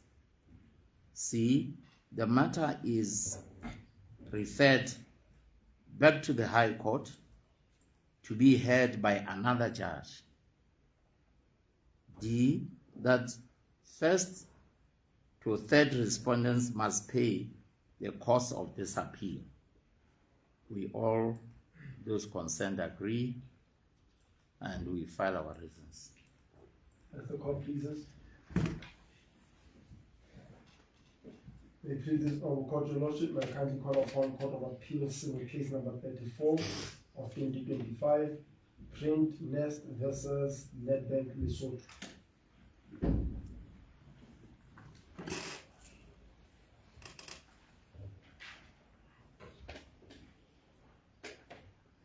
This matter served before myself, my brother Van der Reistesen, and my brother Mataba. I prepared reasons for judgment in this matter.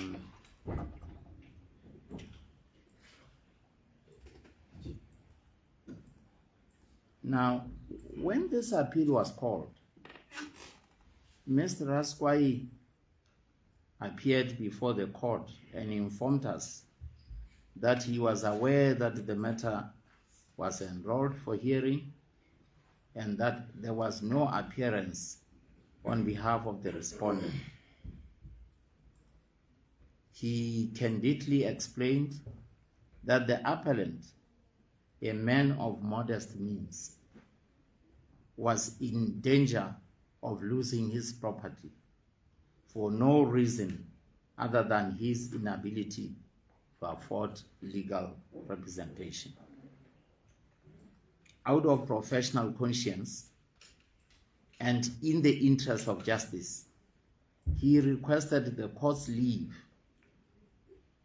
to appear pro bono publico on behalf of the appellant. Counsel further requested that he be afforded the weekend to prepare heads of argument and that the matter be re-enrolled during the following week on date to be fixed by the court. In the alternative, he asked that the case be postponed to the next session of the court so that he might prepare adequately to argue the appeal on the appellant's behalf. We considered his request. And in paragraph 9, the following appears. Accordingly, the court directed that Mr. Raskwai be granted leave to appear pro bono publico on behalf of the appellant. The appeal is postponed to the next session to be enrolled for hearing on a date to be fixed by the registrar. The order, having heard Mr. Raskwai and having considered his application made from the bar, the court made the following order. Leave is hereby granted to Mr. Raskwai to appear pro bono publico on behalf of the appellant in this appeal. B, Mr. Raskwai shall prepare and file the appellant's heads of argument within the period granted by the registrar, not later than 2 weeks before the commencement of the next session of the Court of Appeal. C, the appeal is accordingly postponed to the next session of the Court of Appeal to be enrolled for hearing on a date to be fixed by the registrar in consultation with counsel. And D, there shall be no order as to costs occasioned by this postponement. I must say the court was very highly appreciative of the stance taken by the learned counsel. We file our reasons. The court pleases. May it please this Honorable Court, Your Lordship, may I kindly call upon Court of Appeal criminal case number 7 of 2025, rating Maipiletso and another versus the Crown.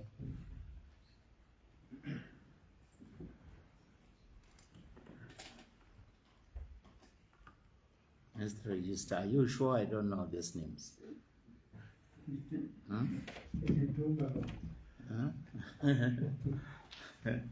They sound familiar.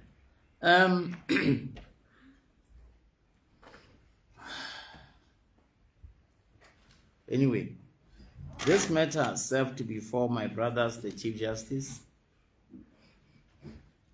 Damasab AJA and Makonda AJA. and they handed down an order.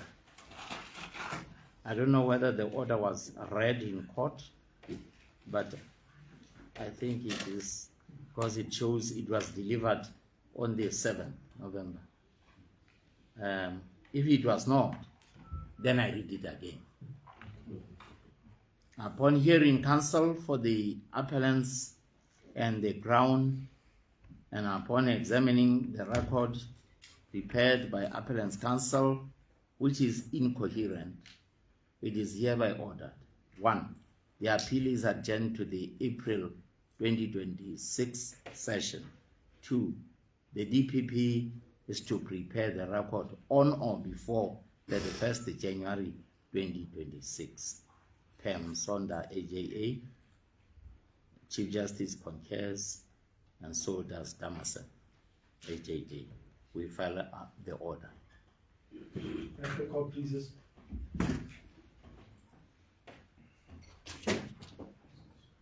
May it please this honorable court, your lordship, may I kindly call upon Court of Appeal criminal case number 12 of 2024, Tabiso Lekhotla versus Rex.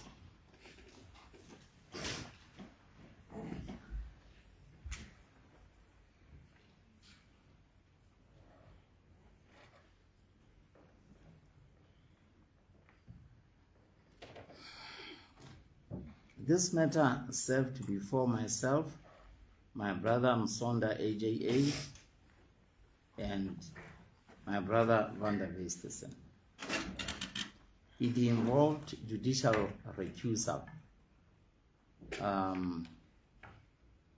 the double reasonableness test, appearance of bias, case management, postponement, judicial demeanor, and civility.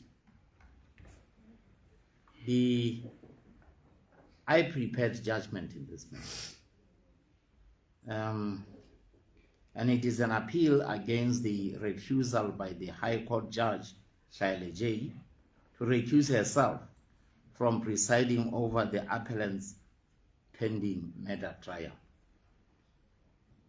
The impound ruling followed 2 case management appearances on 2nd and 3rd September 2024, at which issues of legal representation and a postponement arose.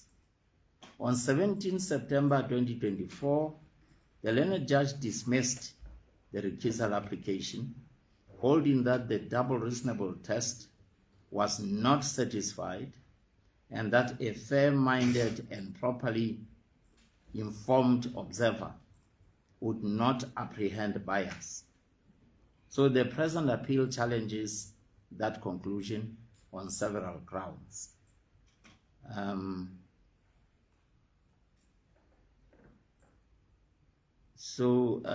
am not going to read through the whole judgment.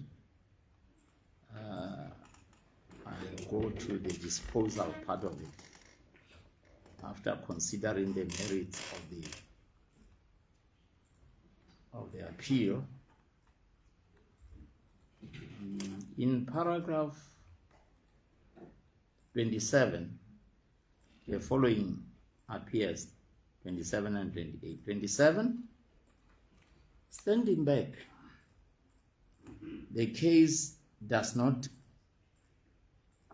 clear the high bar for recusal. The presumption of impartiality is unrebutted. A fair-minded and properly informed observer, apprised of the whole sequence of robust scrutiny of a last-minute fee-based postponement, an initial refusal, a short indulgence granted the next day at the appellant's own request, and an invitation to secure representation consistent with trial readiness, would not reasonably apprehend bias. The appeal must therefore fail, given the criminal context and the interlocutory character of all the rulings, we make no order as to cause. Order, in the result, the appeal is dismissed. B, there is no order as to cause. C, the matter is remitted to the High Court to proceed to trial before J on dates to be fixed with due expedition. We file our reasons.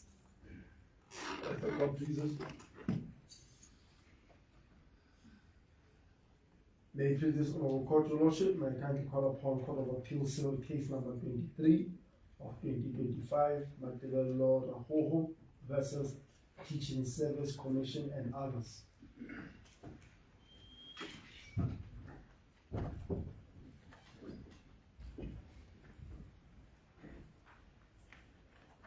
This matter served before myself, my brother Msonda, and Van der Weestesen.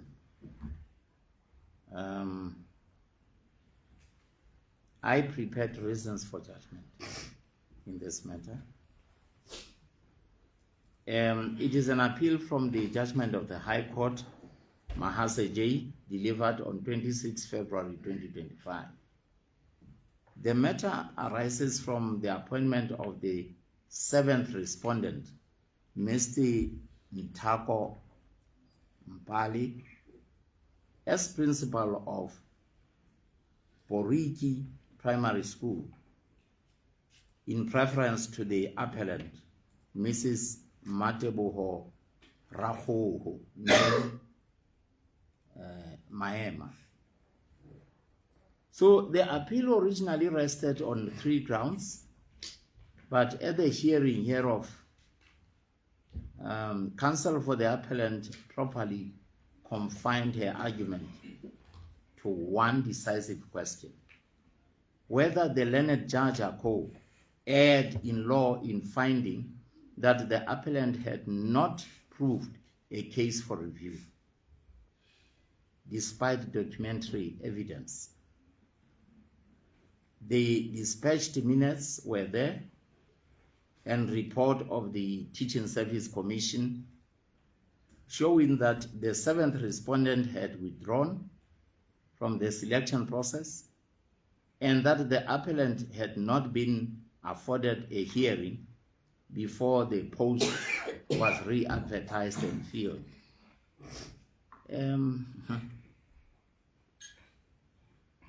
In brief, what happened here is that a post was advertised, and the appellant and others applied for it. And one of them was the 7th respondent. But when the horses took off, so to speak, the 7th respondent withdrew. But inexplicably, the 2nd respondent was given an appointment. Now the question is, how did this come about? What happened? A person who had withdrawn, all of a sudden you give them an appointment. What are you trying to do? How did you? That was the issue before us. So I just rushed to the order. What does the order say? After considering the merits of the appeal, in paragraph 22, the following appears. In the result, A, the appeal is allowed. B, the judgment of the High Court, Mahase J, delivered on 26 February 2025 is set aside. C, the decision of the Teaching Service Commission appointing the 7th respondent as principal of Boriki Primary School is reviewed and set aside. D, the matter is remitted to the Commission for reconsideration in accordance with the law and the principles of procedural fairness. And lastly, the respondents shall bear the appellant's costs, both in this court and in the court below. We file our reasons. As the court pleases. May it please this honorable court, your lordship, may I kindly call upon Court of Appeal Civil Case number 58 of 2025, Morena Mariti versus Absa Bank.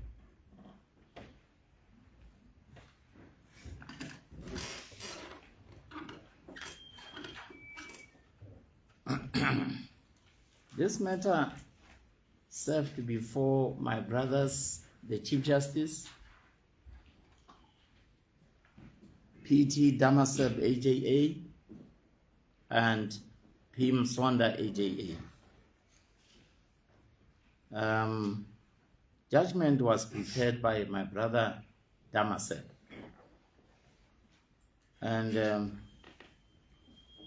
it is an appeal against an order of the High Court, Lekhotla J, which directed that a motor vehicle whose ownership is both contested between the appellant and the first respondent be released into the custody of the police pending the determination of certain court proceedings pending between the parties in this appeal. I will jump all the other paragraphs and rush to the disposal part.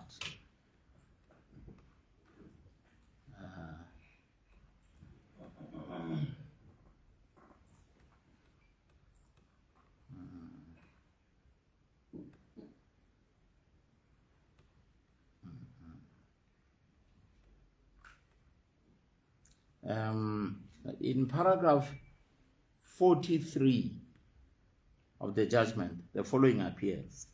For all the reasons that I have given, the appeal must fail. As far as costs are concerned, Advocate Makara for ABSA during oral argument asked for costs on attorney and client scale. No intimation is made for such an order in the heads of argument on behalf of ABSA.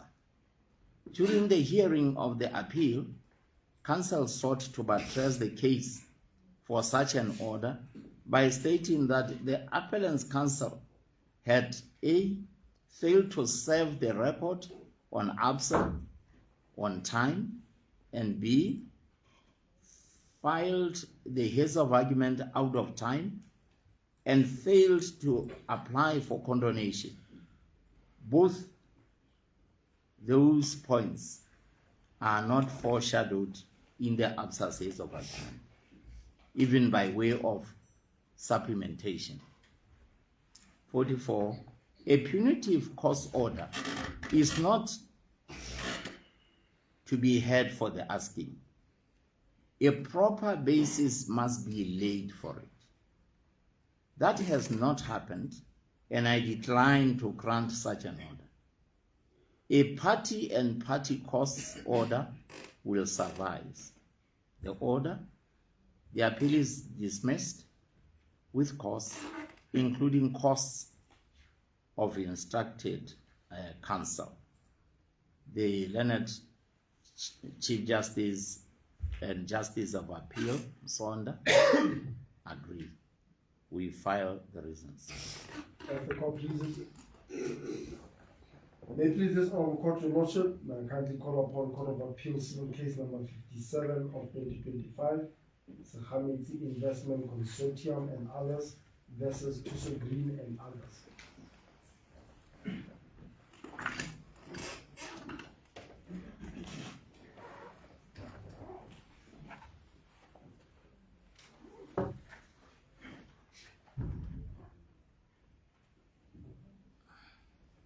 This matter served before my brothers, the Chief Justice, Justice Damaseb AJA and Msonda AJA.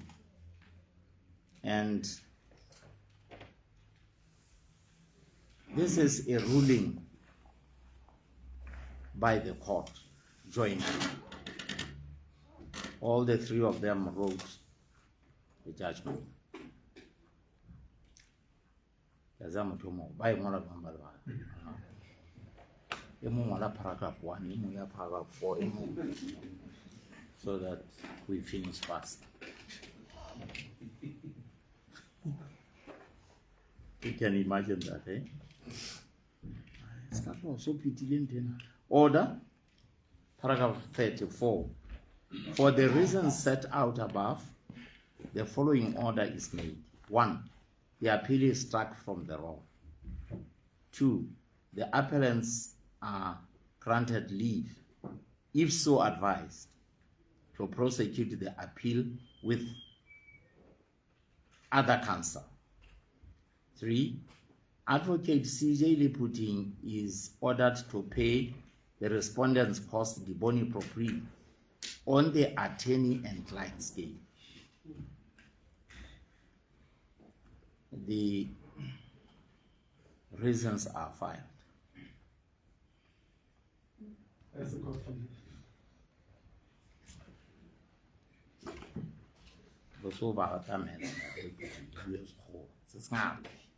Yes, please.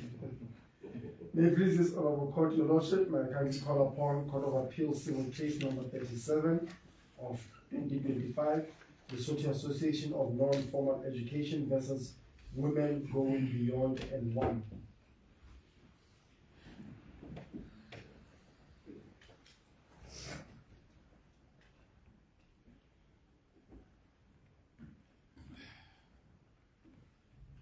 This matter has served before myself, my brother Chief Justice, and my brother Van der Westesen. Judgment was prepared by the Chief Justice. I'll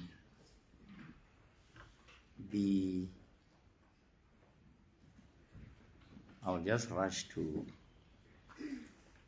the order. Paragraph 37. That paragraph reads, in the result, the following order is made. 1. The applications for condonation, late filing of the appeal, and its reinstatement are granted.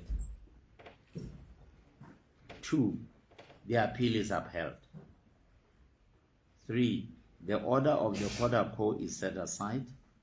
The matter is remitted back to the court to hear the application for rescission on the merits. The respondent must pay the cost of this appeal. We file our reasons. As a conclusion, may it please this honorable court, your lordship, may I kindly call upon Court of Appeal Civil Case number 60 of 2025, Ts'ehla Muthala versus the Director General of NSS.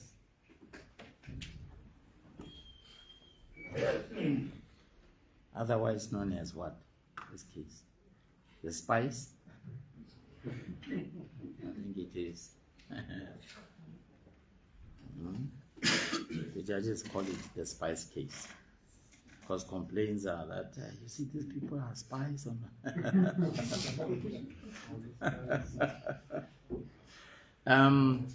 This matter served before myself, my brother Damaseb, and my brother Van der Westesen.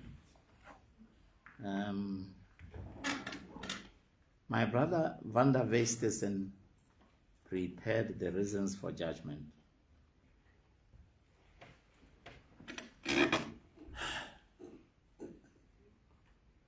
More than 7.5 years ago, no fewer than 77 members of the Lesotho General Security Services, the NSS, the National Security Services, were allegedly unlawfully discharged. According to the Director General, the DG of the NSS, their discharge was not unlawful. However, the DG also submits that the 77 were not discharged because they had never been properly and lawfully appointed in the first place. So the events culminated in this appeal. And by the members, the appeal was brought by the members against the High Court judgment of Judiiary. I need not read the facts and the litigation history. I just want to go to the order.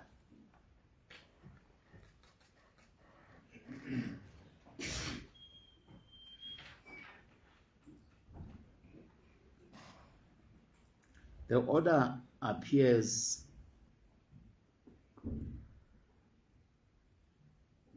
in paragraph 70 of the judgment. The appeal is upheld with cause. That's A. B. The order of the High Court is set aside and replaced by the following order. The application is upheld with cause. We all agree and we file our reasons. As the court pleases. May it please this honorable court, your lordship, may I kindly call upon Court of Appeal Civil Case number 33 of 2025. Now for Siema versus the Director, National Manpower Development Secretary.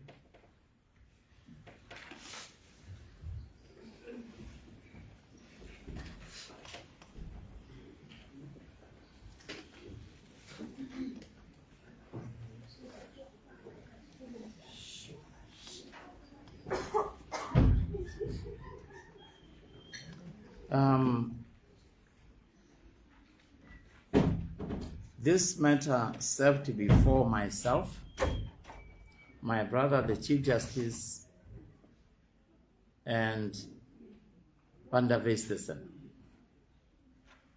The reasons for judgment were prepared by the Chief Justice, and we concur with the reasons. I will read from paragraph 19. The Lieutenant Chief Justice reflects the following. None of the grounds of appeal have been made good. The loan bursary agreement between the government and its employee has ceased to exist. NMDS is not bound to sponsor the appellant who no more wants to continue with full-time studies. Order, paragraph 20. In the result, the following order is made. The appeal is dismissed with cause. We file our reasons. Yes, the court pleases.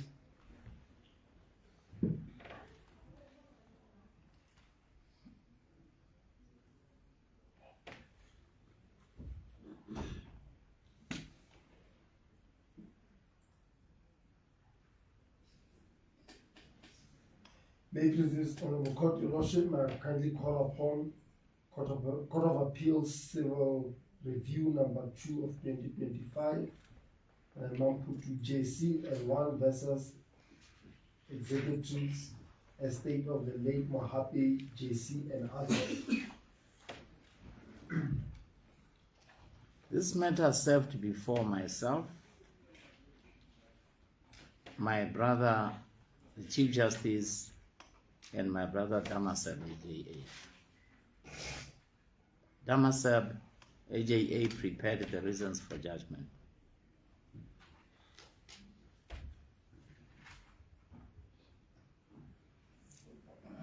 Now, the present review application is intended to impound a judgment and order of this court, which had been written by Damaseb, Msonda, and Chinengo, handed down on 18 May 2025, allowing an appeal then before it and setting aside a judgment of the High Court.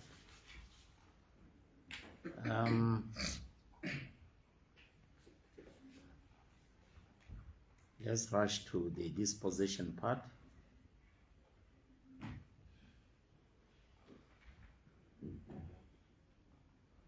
Paragraph 23.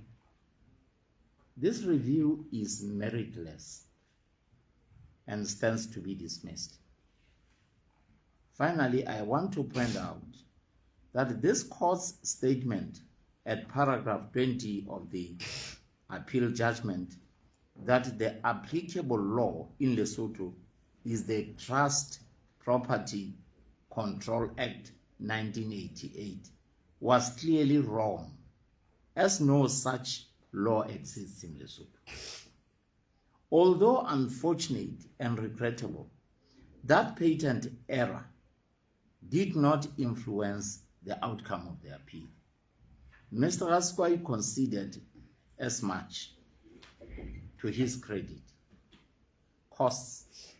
Although counsel for the executrix suggested that the applicants must be personally marked in costs for the meritless review, in the exercise of our discretion, we take the view that costs must be in the estate. The order, in the result, the review application is dismissed. 2, costs shall be in the estate. We file our reasons. As the court pleases.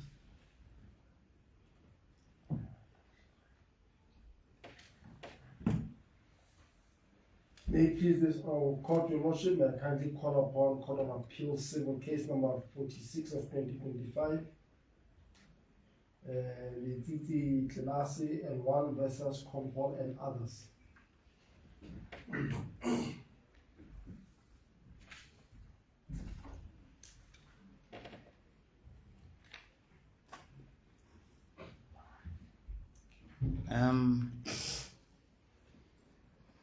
The matter served before my brothers, the Chief Justice, Damaseb and Van der Westhuizen.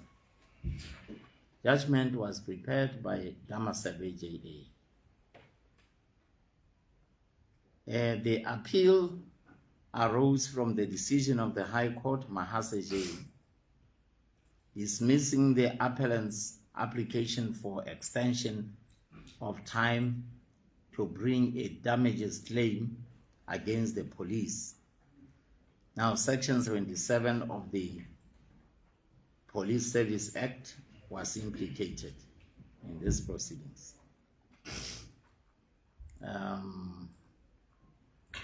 Having discussed the matter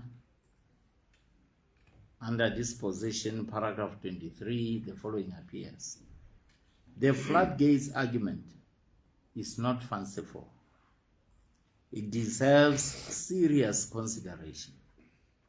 The first point to be made about it is that each case must be considered on its facts. It is unhelpful to make generalizations which may have the effect of shutting the door to deserving cases. The circumstances of the present case are unique. Not only is there an explanation by the Crown for the responsible authorities' failure to have institutional inquest proceedings following the death in police custody of a citizen of this country. The Crown had an obligation under Section 6F of the Inquest Proclamation number 37 of 1954. Although the inquest established culpability on the part of identified police officers who had been duly charged, they are not only out on bail, but back to work.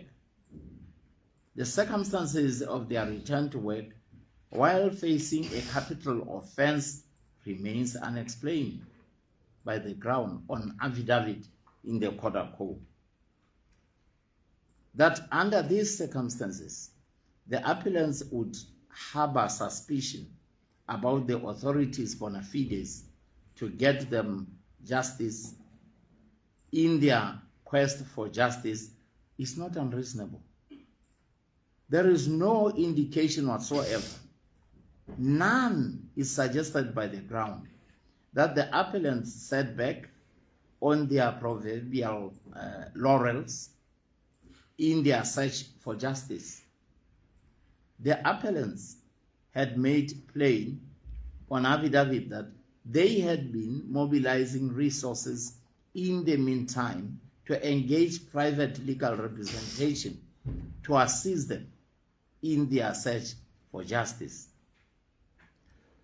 It would be unjust in those circumstances for a court to take an armchair approach in making an assessment of the reasonableness of the appellants' inaction between the outcome of the inquest and approaching court for relief in terms of the proviso to Section 77 of the Act. In any event, the merits and prospects of their claim is a weighty consideration to be placed in the scale in determining whether there is good cause for granting an extension. Having regard to all the circumstances disclosed on the papers, I am satisfied that the facts justified the exercise of the court's discretion in favor of extending the time period within which the appellants may institute their damages, claiming against the police. In a democratic society founded on the rule of law and respect for human rights, including the right to life, it is of cardinal importance that when a citizen dies in suspicious circumstances while in police custody, the surrounding facts are properly and publicly ventilated. This is particularly so where, as in the present case, there is no satisfactory explanation for the authorities' inaction in investigating the death of the deceased and holding those responsible to account to the full extent of the law. The impression that the police are above the law must at all times be resisted. In the present case, there exists a prima facie case of police brutality, in which the deceased lost his life while under the control of Crown agents. No one has been held accountable to date, and it remains uncertain whether anyone will ever be held to account through the criminal justice system or process. The appellant's anticipated damages claim, therefore, represents the only viable avenue through which they can pursue justice, uncover the truth surrounding the death of their son, and attain a measure of closure and solace. These weighty considerations, rooted in the public interest and the constitutional value placed upon human life, decisively mitigate the appellant's delay in approaching the court of law. A great deal of the evidence must have emerged during the inquest, and one presumes also during the investigation that led to the prosecution of the culprits. Therefore, in the words of Mohammed P. in Attorney General versus Rotodi, I quote, "The prejudice to the ground must be minimal if the respondent is allowed to pursue the proposed action, and certainly very substantially less than the prejudice to the appellants if they are not allowed to do so, but have in fact been victims of police abuse, full stop, of quote. In the circumstances, the interest of justice plainly favored granting the extension sought under the proviso to Section 77 of the Act. The appeal should therefore succeed with cause. Order. In the result, I make the following order. 1. The appeal succeeds, and the judgment and order of the High Court are set aside and replaced with the following. A. The application succeeds. B. The applicant's delay in instituting proceedings against the police in terms of Section 77 of the Police Act is condoned. C. Extension is granted to the applicants to institute proceedings against the police for the death of Ts'ehla within 6 months from the handing down of this order. D. The applicants are awarded costs of suit against the first to sixth respondents jointly and severally, the one paying, the other being absolved. 2.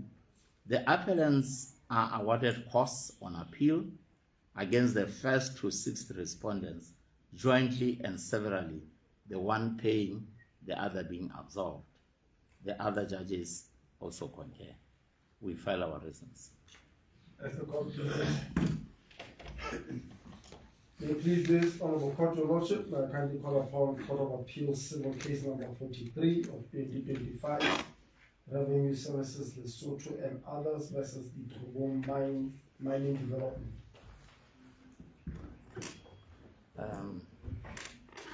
That case was heard on the last day of the session, and I'm told, because I was not sitting in that matter, that indications were brought to the attention of the parties that we might have to take some time to prepare our judgment in the matter. All indications are that the judgment would be ready next week, and the registrar will be in contact with the parties to notify them of the date of delivery. Thank you very much. That should be all. Thank you very much, Mr. Registrars. You have overworked me and ordered us.